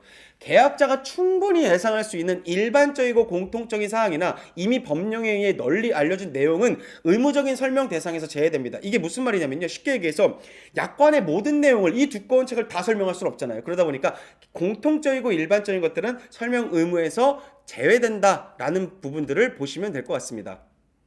자, 그럼 만일 제가 보험 설계사인데요, 보험 약관을 교부하거나 고객에게 갖다 주거나 설명을 안 했습니다. 그럼 어떻게 될까요? 계약자는 계약이 성립한 날로부터 몇 개월이요? 3개월 이내에 계약을 취소할 수 있습니다. 계약을 취소할 수 있습니다. 계약을 취소할 수 있다? 그럼 3개월 이내. 이거는 누구 잘못인 거예요? 보험 설계사나 보험회사가 잘못한 거죠? 3개월 이내 계약 취소의 권리입니다. 그렇게 보시면 될 것 같고요. 자, 계약 취소의 경우 회사는 받은 보험료인 기납입 보험료에 보험계약 대출 이율을 연단위복리로 계산한 금액을 더하여 고객에게 반환해주죠. 왜? 누가 잘못한 거예요? 회사의 잘못이죠. 그럼 당연히 낸 돈 돌려주겠죠. 그리고 또 하나 뭐 해줄까요? 고금리 이자를 많이 주겠죠. 보험계약 대출 이율을 연단위복리로 계산한 금액을 더하여 고객에게 반환합니다 라고 보시면 됩니다. 자, 하나만 더 볼까요? 여러분, 장애란 말 들어보셨죠? 장애는 뭘까요? 보험회사에서 장애는 상해, 어제 배웠죠? 상해, 질병을 치유하고 난 뒤에 신체에 남은 영구적인 정신 또는 육체의 훼손과 기능 상실의 상태, 그래서 치유가 된 다음에 영구적으로 정신 또는 육체에 남아있는 뭔가 장애가, 이걸 우리가 그냥 일반적인 장애라고 합니다. 영구적은 뭘까요? 치유 시 장래 회복에 가망이 없는 상태, 계속적으로 이루어지는 것을 의학적으로 인정한 경우를 우리가 영구적이라고 표현하고요. 치유 후는 뭘까요? 상해 질병의 치료 효과를 기대할 수 없고 그 증상이 고정된 상태입니다. 뭐 치유 후가 치료가 끝난 게 아닙니다. 이미 치료가 끝나서 뭐 정상으로 돌아온 게 아니고 정상으로 돌아오지 못했다는 거죠. 그런데 오른쪽 보시면 치료가 종결됐는데 한시적으로 나타났습니다. 장애가 꾸준히 나타난 게 아니고, 그런 경우는요, 장애 기간이 5년 이하인 경우는 장애 지급률의 20%가 장애 지급률로 됩니다. 그래서 5년 이상인 경우는 장애 지급률의 20%가 장애 지급률이 된다라고 보시면 되고요. 그 이후 악화된 경우에는 악화된 장애 상태를 기준으로 장애 지급률을 결정한다. 참고로 알아두시면 됩니다. 그래서 장애 기간이 좀 5년 이상인 경우는 20%다. 그냥 이렇게 한시적으로 나타난 장애는 그렇다는 거, 5년에 20%를 기억하시면 문제 맞추시는데 조금 더 좋을 것 같아요. 자, 그렇게 말씀드리고요. 다음 보시면요, 보험금 지급 의무인데요. 여러분, 중도보험금이라는 거 들어보셨고, 만기보험금이 뭐고, 사망보험금이라는 얘기 들어보셨나요? 첫 번째, 중도보험금은 뭘까요? 예를 들어 60세까지 살아있으시다면요, 중간에 축하합니다, 보험금 드릴게요. 그래서 보험기간 중에 특정 시점에 피보험자가 살아있을 경우에 지급하는 걸 우리가 중간에 준다. 그래서 중도보험금이라고 하고요. 만기보험금은 뭘까요? 보험기간이 만기가 되었을 때 피보험자가 살아있다면 주는 걸 만기보험금, 우리가 만기보험금은 만기가 됐을 때 돌려주는 걸 만기보험금이라고 하죠. 사망보험금은 뭐예요? 말 그대로 피보험자, 제가 사망하였을 때 받는 걸 사망보험금이라고 합니다. 그래서 보험금은 이렇게 세 가지 있다라고 그냥 보시면 되고요. 다음은 그럼 보험금을 언제 줘야 될까요? 우리 여러분들 기억나세요? 좀 전에 했죠? 청약을 철회하게 되면 며칠 안에 돌려줘야 된다 그랬죠? 보험회사는 3일 안에 돌려줘야 됩니다. 보험금도 마찬가지입니다. 제가 나 다쳤어요. 나 어디 사고 났어요. 그래서 보험금 주세요라고 청구를 했어요, 서류를. 그럼 보험회사는 며칠 안에 지급하는 게 원칙이냐면 3일 이내에 지급하는 게 원칙입니다. 그런데 서류를 보다 보니까 이건 좀 조사가 필요해요. 이건 3일 안에 못 주겠네요. 그러면 10일 안에 줘야 되고요. 이 10일을 경과하게 되면 30일 안에 보험금을 지급해 줘야 됩니다. 그래서 3일, 10일, 30일 요거를 기억하시면 되는데요. 문제는요. 노란색으로 되어 있죠. 분쟁 조정 신청, 소송, 뭔가 소송에 걸린 경우나 국가수사기관, 검경찰에서 조사하는 경우, 해외에서 발생한 보험 사고는요, 3일, 10일, 30일의 의미가 없습니다. 이거는 굉장히 언제가 될지 몰라요. 그래서 이런 경우는요, 특이한 케이스다라는 거 보시면 되고요. 만일 중도보험금이나 만기보험금의 지급 시기가 다가온다. 알려줘야 되겠죠. 보험회사가 언제 알려줄까요? 7일 이전에 계약자 또는 수익자에게 고객님 뭐 타가셔야 되려면 중도보험금이나 만기보험금이 있어요. 이거 타가셔야 됩니다 라고 하는데 그게 며칠이냐면 7일을 기준으로 한다. 7일 이전에 알려준다. 이거를 기억하시면 아주 좋을 것 같네요. 다음 볼게요. 다음은 요즘 트렌드 있게 나오는 문제입니다. 보험금 가지급금 제도입니다. 자, 아까 말씀드렸죠. 30일이 기준인데요. 보험금 지급까지 상당한 시간이 소요될 것이라 판단을 하면요. 보험회사가 어떻게 하냐면 100%를 지급 못하니까 50%를 미리 지급하고 나중에 이게 다 끝난 다음 50%를 정상적으로 주는 걸 가지급금 미리 지급한다 일부를. 그래서 보험금 가지급금 제도가 요즘 트렌드 있는 문제다라고 보시면 될 것 같습니다. 기억할게요. 미리 주는 걸 보험금 가지급금 나중에 이제 주는 거죠. 그걸 보험금 가지급금 제도라고 한다라고 보시면 될 것 같습니다. 자, 일반 실종, 특별 실종, 인정 사망 갑자기 나왔네요. 어렵지 않습니다. 여러분, 그러면 안 되겠지만 누군가가 실종을 했습니다. 그럼 사망보험금이 나갈까요? 예, 나갑니다. 그런데 실종했다는 건 아직 생사를 우리가 정확하게 모른다는 거잖아요. 부재자의 생사가 5년간 분명하지 않은 경우는요, 일반 실종이라 그래서 사망보험금이 지급됩니다. 두 번째, 특별 실종은 뭘까요? 선박이 침몰하거나 항공기 추락과 같은 끔찍한 일이 발생해서 생사가 1년간 분명하지 않은 경우, 그러면 안 되겠지만 정말로 바다에 빠졌는데 1년간 생사가 분명하지 않습니다. 그러면 사망보험금을 지급합니다. 이건 특별 실종이라고 합니다. 그래서 일반 실종 5년, 특별 실종 1년, 요거를 꼭 기억하시면 됩니다. 참고로 알아두세요. 맨 밑에 인정사망은 수해나 화재가 일어나서 그냥 바로 치은면 장애에게 통보해서 사망한 것으로 인정하는 경우 바로 사망보험금 지급됩니다. 그래서 일반 실종 5년, 특별 실종 1년 요거를 기억하셔야 된다 말씀을 드릴게요. 다음 볼게요. 다음은 계약 전 알릴 의무를 말씀드릴게요. 여러분 계약하실 때 어느 종이에다가 계속 말씀드리죠. 나 과거에 어디 아팠고 지금 어디 아프고요. 이런 거 다 적는다 그랬죠. 그거를 계약 전 알릴 의무라 그럽니다. 그걸 바꿔 얘기해서 고지 의무라고 합니다. 뭔가 고지해야 되겠죠. 그러다 보니까 이건 뭐냐면 청약할 때 누구누구 적을까요? 계약자도 적고요. 피보험자 적겠죠. 피보험자가 아픈 걸 적어줘야 되니까 계약자와 피보험자에게 부여되는 의무고요. 피보험자의 과거와 현재 상황을 솔직하게 회사에 알려야 됩니다. 그래서 계약 전 알릴 의무 나왔다. 우리가 뭐 찾자 그랬죠? 여러 가지 특징 중에 선의 계약성 찾으자 그랬죠. 착할 선자를 쓴다고 했죠. 오른쪽 보시면 고지 의무는 상법에서 법제화를 시켰다라고 보시면 되고요. 피보험자의 위험을 측정하여 계약의 인수 여부를 결정하고 적정한 보험료와 보험금을 결정하려고 회사에서 받는 것. 이게 계약 전 알릴 의무를 왜 받냐? 이런 것 때문에 받는다. 참고로 알아두시면 좋을 것 같습니다. 자, 뒤에 잠깐 자세히 볼게요. 자, 계약자는요 뭘 해야 되냐면요, 계약 전 알릴 의무를 꼭 작성해야겠죠. 그리고 계약자 뭐 하는 사람이라 그랬죠? 보험료를 내는, 돈 내는 사람이었죠. 보험료 납입 의무를 갖고요. 그리고 하나 더 있습니다. 주소가 변경되면요, 이 주소 변경된 걸 회사에 통지해 줘야 됩니다. 통지 의무도 계약자가 갖는데요. 예를 들어서 계약 전 알릴 의무를 위반했을 경우에 어떻게 될까요? 회사는 계약자 또는 피보험자가 고의 또는 중대한 과실로 계약 전 알릴 의무를 위반하였을 경우는요, 여러분 계약을 해지합니다. 해지하면 뭐가 나갈까요? 납입한 돈, 제가 낸 돈 다 못 돌려받습니다. 이거 누구 잘못이니까요? 고객의 잘못이니까요. 그러다 보니까 해지하면 해지한 금이 나가는데 좀 적은 금액이 나가겠죠? 보장을 제한할 수 있습니다. 해지를 안 시킨다면. 그러다 보니까 계약을 해지한 경우는 해지한금을 지급하여 원금을 돌려받지 못할 수 있고요. 보장에 제한이 있을 경우는요. 보험료나 내가 내는 돈이나 보험 가입 금액, 내가 나중에 받을 돈을 바꾸겠죠. 보험료를 올리거나 보험금을 떨어뜨리겠죠. 이런 절차를 거친다라고 보시면 될 것 같습니다. 자, 그런데 계약 전 알림을 위반했지만 계약을 해지할 수 없는 경우가 있습니다. 어떤 경우일까요? 회사가 알릴 의무 위반 사실을 알았거나 회사의 과실로 알지 못했을 때입니다. 회사가 뭔가 누락시킨 경우겠죠. 그런 경우는 당연히 이거는 고객의 잘못임에도 불구하고 회사가 중간에 과실을 범했기 때문에 이건 해지할 수 없고요. 두 번째, 알릴 의무 위반 사실을 안 날로부터 회사는 언제 조치를 취해야 되냐면 1개월 안에 조치를 취해야 됩니다. 해지를 시키던 보장을 제한시키던 뭔가를 해야 되는데 1개월 이상의 경과가 있어요. 그래 넘어가 버렸습니다. 그러면 해지할 수 없습니다. 그리고 보장 개시일로부터, 예를 들어 볼까요? 보장 개시일은 제가 돈 냈을 때부터잖아요. 또는 암보험 같은 경우는 90일 지난 다음 날이니까 보장 개시일로부터 보험금 지급 사유가 발생하지 않고 2년이 경과한 경우, 이런 경우는요 계약을 해지할 수 없습니다. 그리고 계약을 체결한 날로부터 3년이 지난 경우, 이런 경우도 계약을 해지할 수 없고요. 옆에서 보험 설계사분들이 고객에게 야 이거 적지 마 부실한 고지를 권유한 경우도 안 된다. 이건 계약을 해지할 수 없다라고 보시면 될 것 같습니다. 자, 2회 이상 보험료를 내지 않으면 어떻게 될까요, 여러분들? 계약은 해지된다 얘기 많이 들어보셨죠? 그래서 한 달 못 내면 연체됐고요. 연체된 게 2달째 안 들어가면, 보험료 안 내면 계약은 해지되는 게 원칙입니다. 그걸 바꿔 얘기하면 실효라고 하는데요.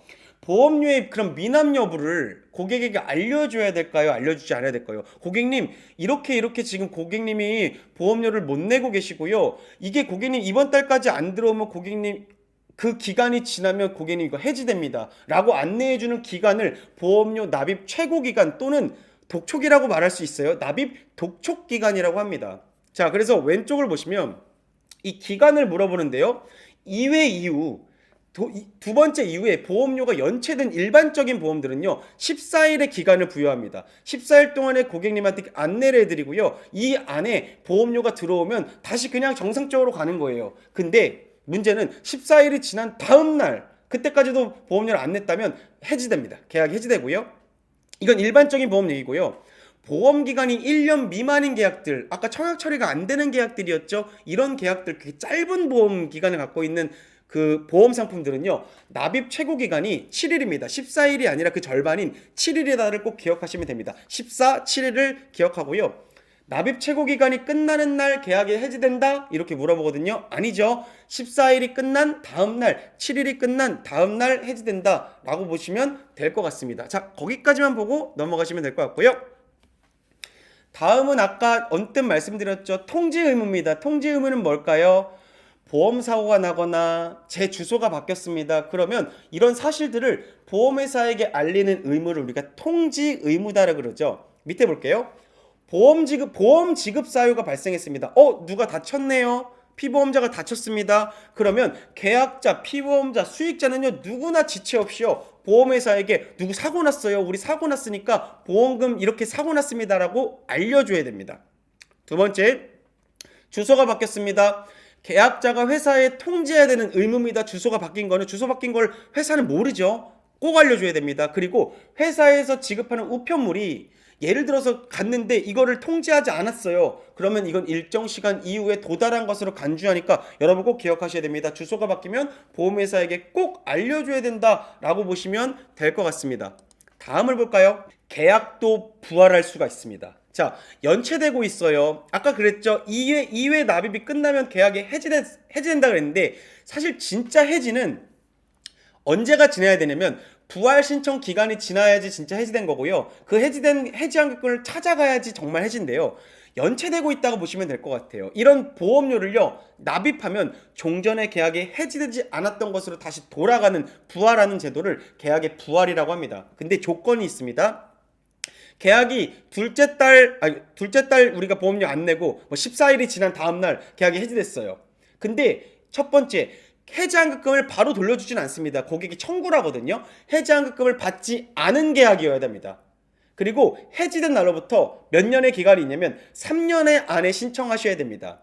그리고 부활을 위해서는요, 여지껏 못 냈던 보험료 있죠, 그거 당연히 내셔야죠. 그리고 평균 공시율 플러스 1%의 이자를 더해 납입하셔야 되는데, 여기서 잘 보셔야 되는 게, 어떤 사람이 A씨가요 계약이 해지되고 난 후 보험사고가 났어요. 그럼 이 사람이 어떻게 생각했냐면, 계약이 해지된 거를 다시 내가 몰래 돌려야 되겠다, 그런 일들이 충분히 벌어지거든요. 그러다 보니까 이런 것들은요, 나중에 보험금이 다른 사람들한테, 정말 가야 될 분들한테 가는 게 아니고, 이건 정말 보험 사기인 거잖아요. 그러다 보니까 선의의 계약자가 피해를 보기 때문에 부활을 할 때는 신계약과 동일한 절차를 거칩니다. 계약 전 알릴 의무를 다시 쓰고요, 필요하다면 의사의 진단도 다시 받고 오셔야 됩니다. 그래서 부활은 이런 조건들이 필요하다라고 보시면 될 것 같아요. 자, 이건 뭘까요? 제가 예를 들어서 잘못된 보험 설계사를 만났어요.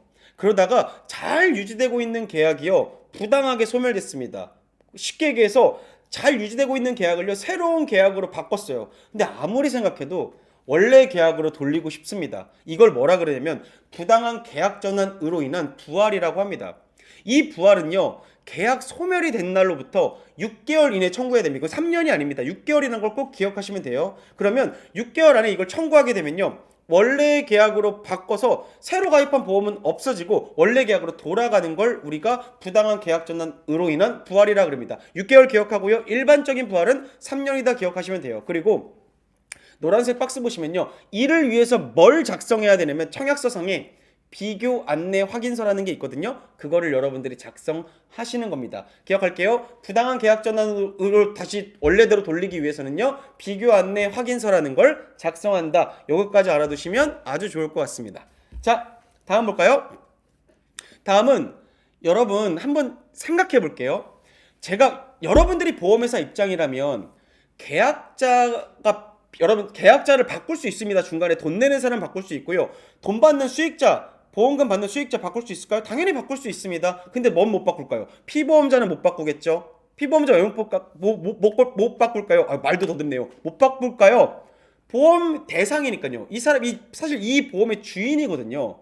그러다 보니까 계약자와 돈 내는 사람과 수익자는 변경을 할 수가 있습니다. 근데 잘 생각해 보시면 회사 입장에서는요, 누구에게 돈을 주는 수익자는 그렇게 중요하지 않습니다. 그래서 수익자가 변경할 때는요, 별도의 승낙이 필요 없습니다. 회사는 그냥 그렇게 크게 관여를 안 하는데, 문제는 계약자는 중요합니다. 이유는 뭐냐면 소득 수준도 중요하기 때문입니다.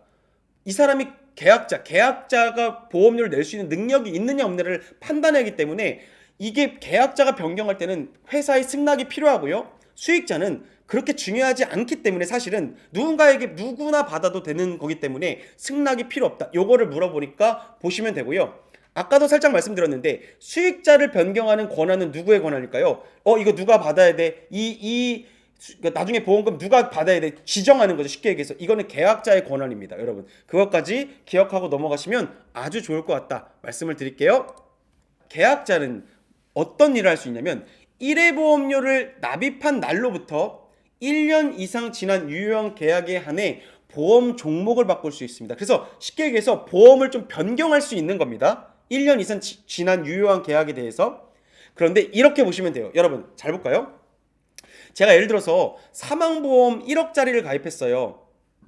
그 보험료가 30만 원이었습니다. 근데 제가 지속적으로 30만 원 내는 게 너무 버거웠어요. 그래서 이걸 좀 깎아야 되겠다. 난 이제부터 15만 원만 낼 거야 라고 하면 사망보험금 1억이었으니까 얼마로, 그래 산술적으로 봤을 때 얼마로 떨어질까요? 그거는 5천만 원으로 떨어지겠죠. 그걸 우리가 감액이라고 표현합니다. 그래서 가입금액 감액을 1억에서 5천으로 내린다면요, 이 감액된 부분은 해지된 걸로 해서 해지한금을 지급해 줍니다.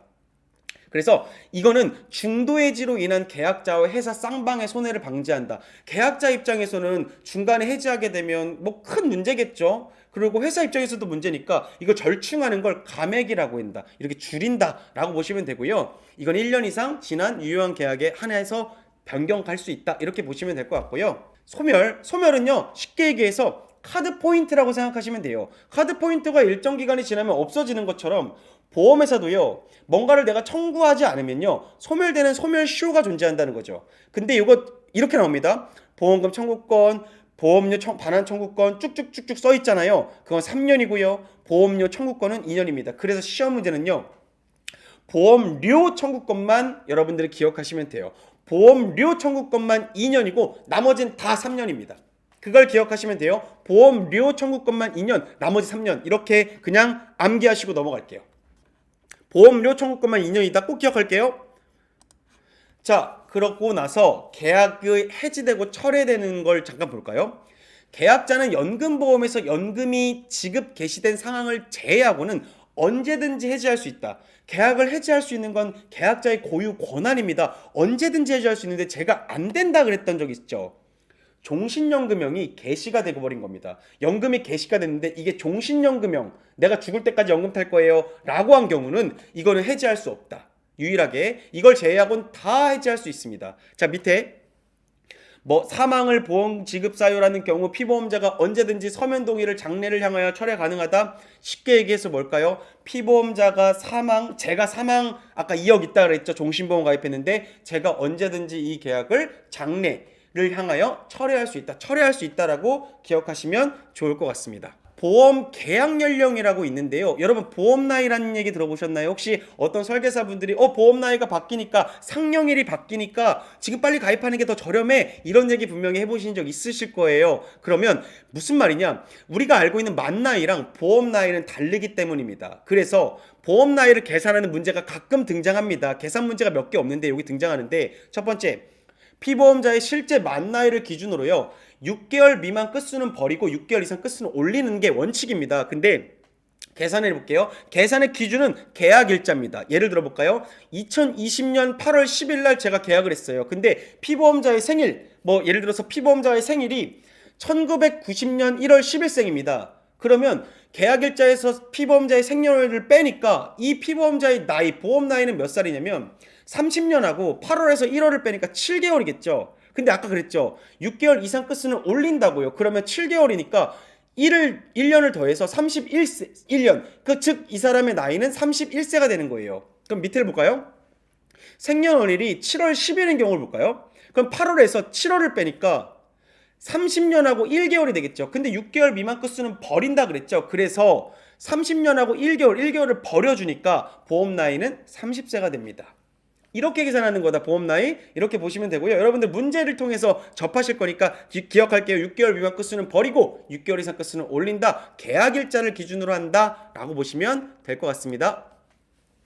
다음은 보험계약 대출이에요. 여러분들 약관대출이라는 얘기 들어보셨죠? 약관대출, 약관대출이 이 보험계약 대출입니다. 그래서 내 보험계약을 가지고 대출을 받는 건데 문제는 이게 범위가 있죠. 뭐 예를 들어서 무분별하게 대출을 받을 수는 없겠죠.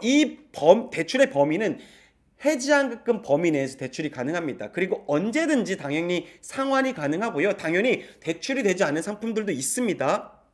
그런데 대출을 받은 상태에서 예를 들어 제가 보험사고가 났습니다. 그러면 어떻게 할까요? 보험금을 제가 받아야 되잖아요. 그럼 대출금이 거기 껴있을 거 아닙니까? 그럼 대출 원리금을 차감하고 보험금을 받게 되겠죠. 제 빚이는 채무니까 빚이나 마찬가지니까요. 자, 오른쪽 보시면 약관의 해석이라고 되어 있네요. 약관의 해석. 자, 회사는 계약자별로 약관을 다르게 해석하지 않습니다. 자, 제가 작성자 불이익의 원칙이라고 지난번 시간에 말씀을 드렸는데 예를 들어 볼게요. 약관을 받았는데 사고가 났어요. 계약자 입장에서는 이걸 약관을 보니까 이렇게 해석이 되고요. 보험회사 입장에서는 약관을 보니까 이렇게 해석이 돼요. 뭔가 모호한 겁니다. 그러면 계약자에게 유리하게 해석해 줍니다. 그거를 뭐라 그러냐면 작성한 사람이 불이익을 당해야 된다. 작성을 누가 했을까요? 약관을 회사가 했으니까. 작성한 사람이 불이익을 당한다는 원칙, 작성자 불이익의 원칙이 이때 적용된다 라고 보시면 될 것 같습니다. 다음은 언더라이팅을 말씀드릴게요. 영어니까 어렵다고 생각하시죠? 그렇지 않습니다. 언더라이팅은 뭐냐면요. 쉽게 얘기해서 제가 청약을 했죠. 제가 청약을 하는 게 그 청약서에 사인한 거라 그랬죠. 청약을 했어요. 그럼 보험회사가 며칠 안에였죠? 30일 안에. 무진단 계약 같은 경우는 청약일로부터 30일이었고 진단 계약 같은 경우는 진단일로부터 30일 안에 회사가 승낙 여부를 통지해야 되겠죠. 그럼 그 30일 동안에 회사 뭐 하고 있을까요? 이 사람 계약을 받아줘야 될까? 받지 말아야 될까? 만일 받아준다면 보험료는 얼마를 받아야 될까? 보험금은 어떻게 줘야 되지? 이런 걸 판단하고 있을 겁니다. 그 판단을 계약 심사라 그러고 계약 선택이라고 합니다. 그거를 언더라이팅이라고 합니다. 그렇게 보시면 되고요. 그래서 오른쪽 보시면 피보험자의 위험을 선택하여 선택하는 거죠. 피보험자 위험을 선택하는 거죠, 회사가. 그리고 적절한 위험 집단으로 분류 나눠 놓고요. 이에 맞는 보험료 및 가입 조건, 보험금 한도 등을 결정하는 과정을 언더라이팅 과정이다라고 하면 됩니다. 그래서 이거는 계약이 승낙되기 전에, 계약이 통과되기 전에 이루어지는 단계겠죠. 쉽게 얘기해서 밑에 보시면 인수 여부를 결정하는 단계라고 보시면 되고요. 받아야 할 보험료와 지급 한도를 결정하는 단계로 보험료율, 얼마의 보험료를 부과해야 될까를 적용합니다. 자, 이거 왜 할까요? 계약자 간의 공평성을 유지하고 선의의 계약자를 보호하기 위해 이걸 합니다. 그리고 무엇보다 역선택을 방지하기 위해 합니다. 왜 역선택이 뭘까요? 보험 사기입니다. 여러분, 보험 사기가 일어나면 선의의 계약자들을 보호할 수 없어요. 왜냐면 부당하게 보험금이 청구가 돼서 나가는 거다 보니까 어떻게 할까요? 그걸 누구한테 다시 걷어들이냐면 선의의 계약자들로부터 받겠죠. 왜? 수지상등의 원칙이니까요. 들어온 보험료와 나간 보험금의 합이 같으니까 부당하게 나가면 안 되겠죠. 그러니까 되게 신중하게 판단하는 겁니다. 그리고 당연히 회사 입장에서는 경영의 안정성과 경쟁력을 확보하겠죠. 그래서 이 업무를 진행하는 사람들을 우리가 언더라이터라고 합니다. 그래서 언더라이터들한테는 뭐가 필요하냐면 CKLU, AKLU, FKLU라는 일종의 전문 자격 취득이 필요한데 다 외우지 마세요. CAF만 외우세요. 카프리 한 잔 드시면 될 것 같습니다. 맥주 카프리 외워주세요. CAF 카프리로 외우시고 넘어가도록 하겠습니다. 다음 볼게요. 자, 언더라이팅의 4가지 절차가 있는데요. 언더라이팅은 어떻게 절차로 이루어지냐면 첫 번째, 보험 설계사가 선택하겠죠. 보험 설계사의 선택. 가장 먼저 고객을 누가 만날까요? 보험 설계사들이 만나니까 당연히 우리 계약 전 알림을 작성할 때 다 피보험자의 건강 상태나 직업 등을 잘 써줘야겠죠. 그래서 첫 번째 보험 설계사분들이 선택을 할 거고요. 두 번째, 회사가 의사의 진단이 필요하네요. 이럴 경우는요. 의사의 진단 받고 오세요. 아니면 회사에서 받은 직장 건강검진 저희에게 주세요. 라고 의적 진단을 하겠죠. 세 번째, 이런 것들을 가지고 언더라이터, 아까 그 업무를 수행하시는 분들이 이걸 평가하기 시작합니다. 세 번째, 언더라이터가 선택을 하고요. 네 번째, 전담 직원 계약적부 확인 절차를 거친다. 전담 직원이 계약적부 확인, 실제적으로요. 조사를 나가는 경우들이 있습니다. 계약자를 만나러 가는, 피보험자를 만나러 가는 경우들이 있으니까요. 그 부분을 기억하시면 좋을 것 같습니다. 언더라이팅 4가지 절차가 있고요. 언더라이팅 정보의 원천, 이건 요즘 트렌드처럼 나오는 문제인데요. 언더라이팅 정보의 원천, 아까 말씀드렸죠. 고객이 쓴 계약 전 알릴 의무. 그리고 두 번째, 보험 설계사분들이요. 이거 잘 내가 받은 거다. 계약 전 알릴 의무 잘 받았다라는 모집 보고서가 있거든요. 그런 모집 보고서. 세 번째, 의사가 진단했던 의적 진단 보고서. 그리고 아까 직접 조사 검사하는 계약적부 확인. 그리고 외부 기관에 의한 정보, 외부에 이제 떠돌아다닌다 표현하면 좀 그렇지만 외부에 있는 그런 그 피보험자의 건강 상태에 대한 정보들을 서로 공유하다 보니까 이런 원천 5가지를 가지고 한다라고 보시면 될 것 같습니다. 자, 언더라이팅은 4가지 요소가 있는데요. 그럼 뭘 볼까요? 회사는 첫 번째, 환경적 언더라이팅을 봅니다. 이 피보험자가 직업이 뭐고 운전을 해요, 흡연을 해요, 음주해요, 취미가 뭐예요, 이런 환경적, 이 사람의 환경을 보는 거죠. 환경적 언더라이팅을 하고요. 두 번째, 중요한 건 신체적 언더라이팅을 하겠죠. 연령이 뭐예요? 남자예요, 여자예요? 신체 현재는 어디 아픈 데 있어요? 과거 어디 아팠던 데 있어요? 이런 것들을 물어보는 걸 신체적 언더라이팅이라고 했죠. 도덕적 언더라이팅은 뭘까요? 과거에 보험 사기 경력이 있어요? 이런 것들을 물어보겠죠. 이걸 도덕적 언더라이팅이라고 하죠. 네 번째, 재정적 언더라이팅은 뭐예요? 예를 들어볼까요? 계약자가 소득이 100만 원이에요. 근데 이 사람이 월 1000만 원짜리의 계약을 합니다. 맞는 계약일까요? 아니겠죠. 그러다 보니까 계약자의 소득 수준을 파악하는 걸 우리가 재정적 언더라이팅이라고 합니다. 환경적, 신체적, 도덕적, 재정적 자주 등장하는 문제니까요. 꼭 기억하시고 넘어가시면 될 것 같습니다. 자, 언더라이팅에서 중요한 것도 하나가 있습니다. 자, 무슨 말이냐면 여러분, 표준체라는 게 있어요. 표준체는 뭐냐면 보통의 건강 상태를 갖고 있는 사람들을 표준체라고 합니다. 언더라이팅에서는. 그러다 보니까 예를 들어볼까요? 어떤 피보험자가 보통의 건강 상태를 갖고 있는 표준체보다 위험이 높습니다. 여러분, 위험이 높다라는 거는 건강하다라는 걸까요? 건강하지 않다라는 걸까요? 위험이 높다는 건강하지 않다겠죠. 그래서 이거를 표준 미달, 표준에서 미달한다 그래서 표준 미달체라고 합니다. 그러면 표준 미달체인 경우에는요, 보험회사는 사실 어떻게 할까요?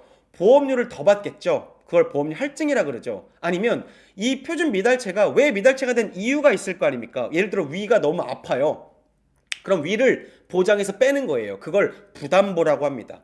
뭐 위를 빼거나 부담보하거나 아니면 받아야 될 보험금이 1억인데 안 되겠습니다. 8천만 원을 줄일게요. 보험금을 삭감하는 걸 우리가 보험금 삭감을 할 수 있습니다. 그래서 표준 미달체인 경우는 좀 좋은 점이 별로 없는 거죠. 쉽게 얘기해서 그렇게 보시면 되고요. 반대로 우량체는 뭘까요? 표준체보다 건강한 거죠. 건강한 사람들은 오히려 보험료를 어떻게 해줄까요? 깎아주겠죠. 위험이 낮으니까요. 그래서 보험료를 할인해주는 혜택을 제공한다라고 보시면 될 것 같습니다. 다음은 클레임인데요. 언더라이팅 나왔다, 클레임 나왔다, 헛갈리시죠? 언더라이팅은 뭐라 그랬죠? 보험가입 이전에 하는 업무였는데 클레임은 뭘까요? 정상적인 계약을 유지하는 중에 보험사고가 발생해서 보험금 청구부터 지급까지 하는 업무를 클레임이라고 합니다. 그래서 고객이 아까 뭐라 그랬죠? 서류를 제출하고 보험회사는 며칠 안에 보험금을 지급한다 그랬죠? 3일 이내 지급한다 그랬죠? 그래서 고객이 보험금을 쉽게 얘기해서 청구하면 수익자에게 보험금을 지급하는 업무를 클레임이라고 한다. 그리고 하나 더 기억하자 그랬죠? 10일 안에 불가하면 30일 이렇게 뒤에 이제 연기할 수 있다. 이런 것들을 보시면 될 것 같습니다. 자, 클레임 업무 담당자들이 있겠죠. 그럼 이분들은 뭐 하시는 분들일까요? 쉽게 얘기해서 이렇게 여러분들이 알고 계시는 손해사정사분들이라고 생각하시는 게 조금 더 이해하시기가 편할 건데요. 이런 거죠. 클레임 업무 담당하시는 분들은요, 누군가가 보험사고가 나서 청구를 했어요. 그럼 보험사고를 조사하는 역할을 좀 많이 수행합니다. 그래서 충분한 실무 경험을 갖추고 있어야겠죠. 그리고 약관을 정말 잘 알고 있어야겠죠. 약관 및 보험 관련 법 규정을 올바르게 해석할 수 있는 사람이어야 되고요. 그리고 하나 더요, 상당한 수준의 의학 지식을 숙지해야 됩니다. 이건 그냥 보통의 의학 지식 이런 식으로 가끔 바꿔 나오니까요. 상당한 수준의 의학 지식을 숙지해야 된다라고 보시면 될 것 같습니다. 이 클레임 업무도 마찬가지겠죠. 언더라이팅과 동일하게 선의의 가입자를 보호하기 위한 제도다라고 보시고 넘어갈게요. 클레임 업무는 어떤 절차를 거치느냐? 검토 및 준비 단계가 있겠죠. 계약 정보를 확인하겠죠. 이 사람 계약이 어떤 계약이었지? 첫 번째 그걸 볼 거고요. 진행을 하겠죠. 클레임 업무를 과거의 병력이 어땠지, 직업이 어땠지, 이 사람 혹시 과거에 보험 사기 경력이 있는지 이런 것들을 쭉 파악할 겁니다. 그리고 사고의 우연성이나 객관성을 좀 파악하겠죠. 보험 사기가 아닐까라는 걸 보겠죠. 그리고 종결 단계에서는요, 판례를 최종적으로 검토하고 고객에게 안내해드리고 보고서를 작성하는 걸 마무리합니다. 그래서 이 세 가지 절차가 있다. 외우지 마세요. 이거는 그냥 이해하시면 될 부분입니다. 라고 보시면 될 것 같습니다. 자, 보험 상품 판매 전후에 보험 소비자와의 정보 불균형 해소가 있는데 이건 무슨 말이냐면요. 고객과 보험회사는 당연히 정보가 다르니까 첫 번째 보시면 신의성실의 원칙이라는 게 있고요. 두 번째 이건 뭐냐면 모집 종사자는 보험 소비자의 합리적인 선택을 좀 지원해야 되고요. 적합한 상품을 권유해야겠죠, 당연히. 그리고 부당 영업행위를 좀 금지합니다. 대리 서명하거나 승인되지 못한 자료를 쓰거나 이런 거 당연히 다 금지하겠죠. 그리고 설명 의무를 잘 이행해야 되고요. 보험계약 유지관리 강화해야 된다. 이런 부분들이 좀 있다. 참고로 알아두시면 될 것 같고요. 여러분, 보험 설계사의 잘못된 행동이 있습니다. 금품 주면 안 됩니다. 대납 안 돼요. 대신 보험료 납입하는 것도 안 되고요. 그리고 하나 더, 일일 수금 안 됩니다. 하루하루 보험료를 조금 받아가지고요. 한 달치를 내는 것도 안 됩니다. 그리고 미승인 보험자로 쓰는 거 당연히 안 되겠죠. 그러다 보니까 오른쪽 보면 계약 체결 유지 단계에서 정보들을 제공하는데요. 계약을 체결할 때는 무슨 정보를 줘야 될까요? 상품 세부 내용을 알 수 있는 상품 설명서를 당연히 줘야 되고요. 계약을 청약하는 단계에서는 당연히 청약서 부본, 계약자가 갖고 있어야 될 청약서와 보험 약관을 줘야겠죠. 그리고 계약을 유지하는 단계에서는 어떤 정보들이 제공돼야 되냐면 고객님, 보험 계약이 이렇게 잘 유지되고 있습니다. 연 1회 이런 내용들을 알려줘야 되고요. 변액보험 계약 같은 경우는요. 분기에 한 번씩 고객님의 수익률이 이러네요. 고객님의 적립금이 이렇습니다라는 걸 분기에 한 번씩 알려줘야 된다. 요거를 좀 차등해서 알아두시면 좋고요. 3번을 보시면 민원 처리 시스템을 구축하고 있다. 자, 근데 문제는 뭐냐면 민원이 있을 거 아닙니까? 민원 소비자의 편의를 위해 다양한 민원 접수 채널을 운영하고 있다. 그래서 여기서 시험 문제는 뭐냐면 다양한을 일원화된으로 바꿉니다. 일원화되는 건 하나라고 보시면 되니까 다양한 민원 접수 채널이 있다라고 보시면 되고, 이 민원 처리 시스템 내용, 민원된 내용들은 누구에게 줘야 될까요? 이건 보험 소비자에게 고지해야 되겠죠? 이걸 보험 설계사에게 알려준다? 이건 아닙니다. 보험 소비자에게 고지한다라고 보시면 될 것 같습니다. 자, 요 정도 보시고요. 내부 신고제도 운영하고 있다라는 거 참고로 알아두시면 좋을 것 같습니다. 자, 그렇게 보고 넘어가도록 할게요. 다음 보시면요. 그럼 보험 설계사는 어떤 자세를 갖고 있어야 될까요? 법규, 윤리 준수 잘해야겠죠? 그리고 보험 리모델링, 보장 분석 서비스 이런 거 잘해줘야 됩니다. 전문성도 있어야 돼요. 자, 그리고 오른쪽 보시면 3대 기본 지키기가 있죠? 그거 뭘까요? 보험 설계사가 무조건 지켜야 될 3가지 의무, 보험약관 교부 및 중요한 내용을 설명해야 되고요. 청약서 부본이라는 계약자 보관용 청약서를 갖다 줘야 되고요. 그리고 마지막 자필 서명 안내 및 확인을 반드시 해야 됩니다. 이 3가지는 무조건 지켜야 되고요. 이거 3가지 지키지 못하면 계약을 취소할 수 있다 그랬죠. 고객이 몇 개월이었죠? 3개월 안에 취소시킬 수 있다. 이걸 기억하시면 아주 좋을 것 같습니다. 자, 포인트만 몇 개 볼게요. 영리 목적. 여러분, 제가 보험 설계사인데 여러분들한테 제가 막 상품을 판매하고 싶어요. 영리 목적이죠. 이거는요, 고객에게 문자를 보내거나 안내할 때 고객의 사전 동의가 무조건 필요합니다. 그런데 고객님의 계약이 연체되고 있어요 라는 걸 얘기할 때는요, 이거 영리 목적이 아니죠. 그러다 보니까 이건 별도의 동의 없이 가능합니다. 그런데 보시면 고객이 동의할 경우 주민등록번호 사용이 가능할까요? 여러분, 절대 기억하십시오. 고객이 동의를 해도요, 주민등록번호는 절대 사용할 수 없습니다. 그걸 꼭 기억하시면 되고요. 보험 설계사분들은 보험의 모든 과정에 대부분 관여하겠죠. 그래서 너무 중요한 분들이다 라고 보시면 될 것 같습니다. 자, 다음 보시면 사기를 좀 보도록 할게요. 자, 보험 사기를 좀 볼 건데요. 보험 사기는요, 연성 사기와 경성 사기가 있습니다. 연성 사기는 보험 사고가 났는데 과다하게 보험금을 청구하는 거로 피해자가 없죠? 2차 피해자가 발생하지 않습니다. 그래서 요즘엔 연성사기가 많이 늘고 있어요. 생계형 보험 사기가 증가하고 있죠. 그래서 보험의 나일론 환자들 생각하시면 됩니다. 그렇게 보시면 되고요. 경성사기는요, 보험금 수령을 위해 의도적으로 사고를 조작하는 거예요. 되게 악질이죠. 무섭죠. 그래서 추가적인 피해자가 발생하겠죠. 그래서요, 보험 범죄는요, 형법상 사기죄에 해당합니다. 이걸 민법상 사기죄는 아니겠죠? 형법이겠죠? 형사 처벌을 받습니다. 그래서 밑에 보시면 최근에는 보험 사기에 대한 사회적 문제로 인해요, 보험 사기 방지 특별법이 제정될 정도로요, 굉장히 사회적인 문제가 되어 있죠. 그래서 시험 문제에서는요, 보험 사기의 법적 근거가 없다 이렇게 내거든요. 아닙니다. 보험 사기 법적 근거는 있습니다. 그러다 보니까 보험범죄는 10년 이하의 징역 또는 5천만 원 이하의 벌금이 부과되고요. 상습범은 가중처벌됩니다. 그리고 보험사기는 지속적으로 증가하고 있죠. 엄청 증가하고 있다. 그러면 안 되겠지만 증가하고 있다. 굉장히 가중처벌된다라고 보시면 될 것 같고요. 그러면 보험범죄는 어떤 유형들이 있을까요? 첫 번째, 사기적인 보험계약을 체결하는 거죠. 예를 들어 암 진단을 받았습니다. 암 사실을 숨기고 보험계약 체결하는 거죠. 사기적인 보험계약 체결. 두 번째는요, 고의로 제가 살인이나 방화, 자해를 한 겁니다. 굉장히 계획적이고 조직적이고 지능적으로 지금 발전하고 있죠. 보험사고를 고의적으로 유발한 경우죠. 그리고 허위 진단서를 발급한 경우 있겠죠. 이건 보험사고를 위장하고 허위 신고한 거죠. 이런 경우도 있고요. 요즘 많이 되는 거죠. 네 번째, 병원과 공모하여서 치료기간을 연장하거나 과잉 진료하는, 나일론 환자 생각하시면 됩니다. 보험금을 과다 청구하는 거죠. 이런 경우는요, 보험범죄 4가지 유형 중에 하나다라고 보시면 되고요. 이 유형 중에 허위 가다사고의 보험사기 비율이 가장 크고 증가하고 있다라고 보시면 될 것 같습니다. 이해하고 넘어가실게요. 다음 볼게요.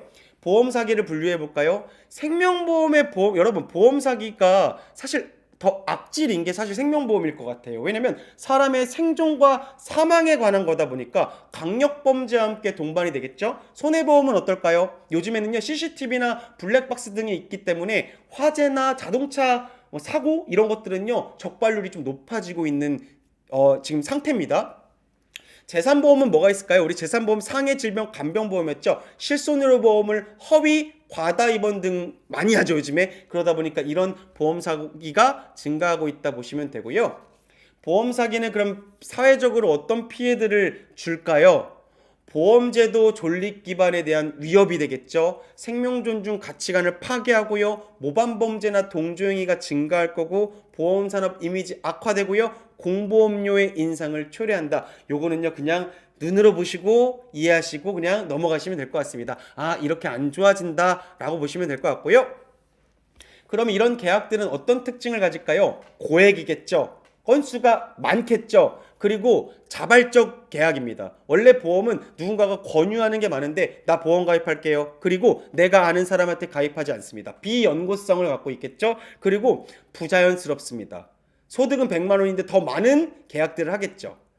보험 범죄의 그럼 특징들, 살인, 방화 같은 다른 범죄를 유발하겠죠. 보험 범죄는 여러분들 입증이 곤란합니다. 아까 말씀드렸다시피 다양화가 되고 지능화가 되고 조직화되고 있죠. 그런 부분들 뭐 피해의 전가성이나 죄의식의 부재 이런 것들을 그냥 참고로 알아두시면 좋을 것 같아요. 아, 이런 특징들을 갖고 있구나라는 걸 눈으로 보고 넘어갈게요. 그러면 보험 범죄 방지를 위해서 어떤 기관들에서 어떤 활동들을 할까요? 보험 사기 인지 시스템은 금융감독원에 있고요. 보험 사기 인지 시스템. 그래서 이렇게 외워주세요. 시스템은 금융감독원입니다. 그리고 조사반은 보험회사에서 설치했습니다. 그리고 보험범죄 수사 협의회는요. 경찰청에 있습니다. 이 세 가지를 기억할게요. 사실 더 많은데요. 실제 내용은 세 가지만 나오는 부분만 볼까요? 시스템은 금융감독원, 조사반은 보험회사, 협의회는 경찰청. 이거를 꼭 기억하시고 넘어가시면 좋을 것 같습니다. 생명 존중과 자살 예방입니다. 자, 정부에서는요, 자살을 방지하기 위하여 중앙 자살 예방 센터를 운영하고 있고요. 어떤 프로그램이 있냐면 보고 듣고 말하기라는 프로그램을 갖고 있습니다. 그래서 자살 예방하는 사람들을 게이트키퍼라고 하고요. 이 게이트키퍼들은요, 중앙 지방 공무원에 대해 의무 교육을 실시함으로써 이분들을 게이트키퍼로 임명합니다. 자, 그런데 이걸 중앙자살예방센터에서 이걸 어디서 한다? 정부에서 한다. 보고 듣고 말하기가 어디다? 정부 거다. 요거를 꼭 기억하시면 되고요.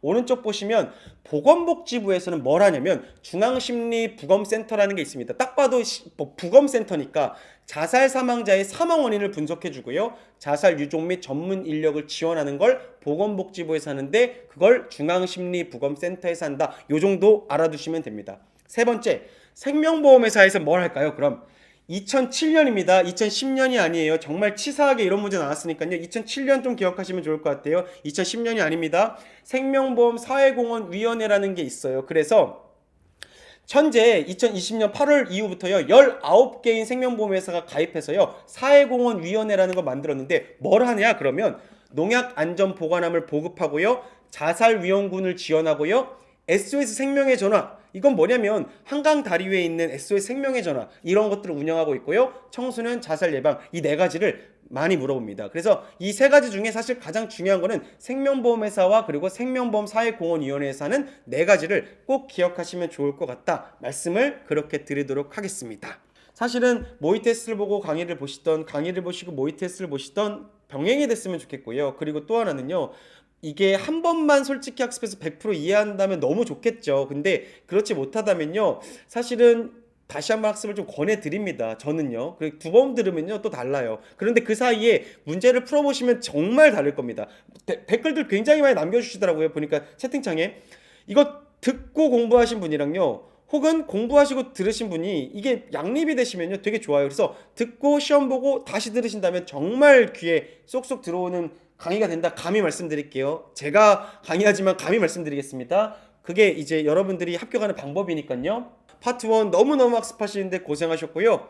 자, 믿으시고 모의 테스트까지 같이 병행하신다면 이 강의의 효과는 극대화된다 라고 다시 한번 말씀을 드리면서 오늘 강의를 마무리하도록 하겠습니다. 늘 편안한 마음 되시고 끝날 때까지 여러분들의 합격을 응원하고 도와드리도록 하겠습니다. 내일 뵙도록 하겠습니다. 안녕.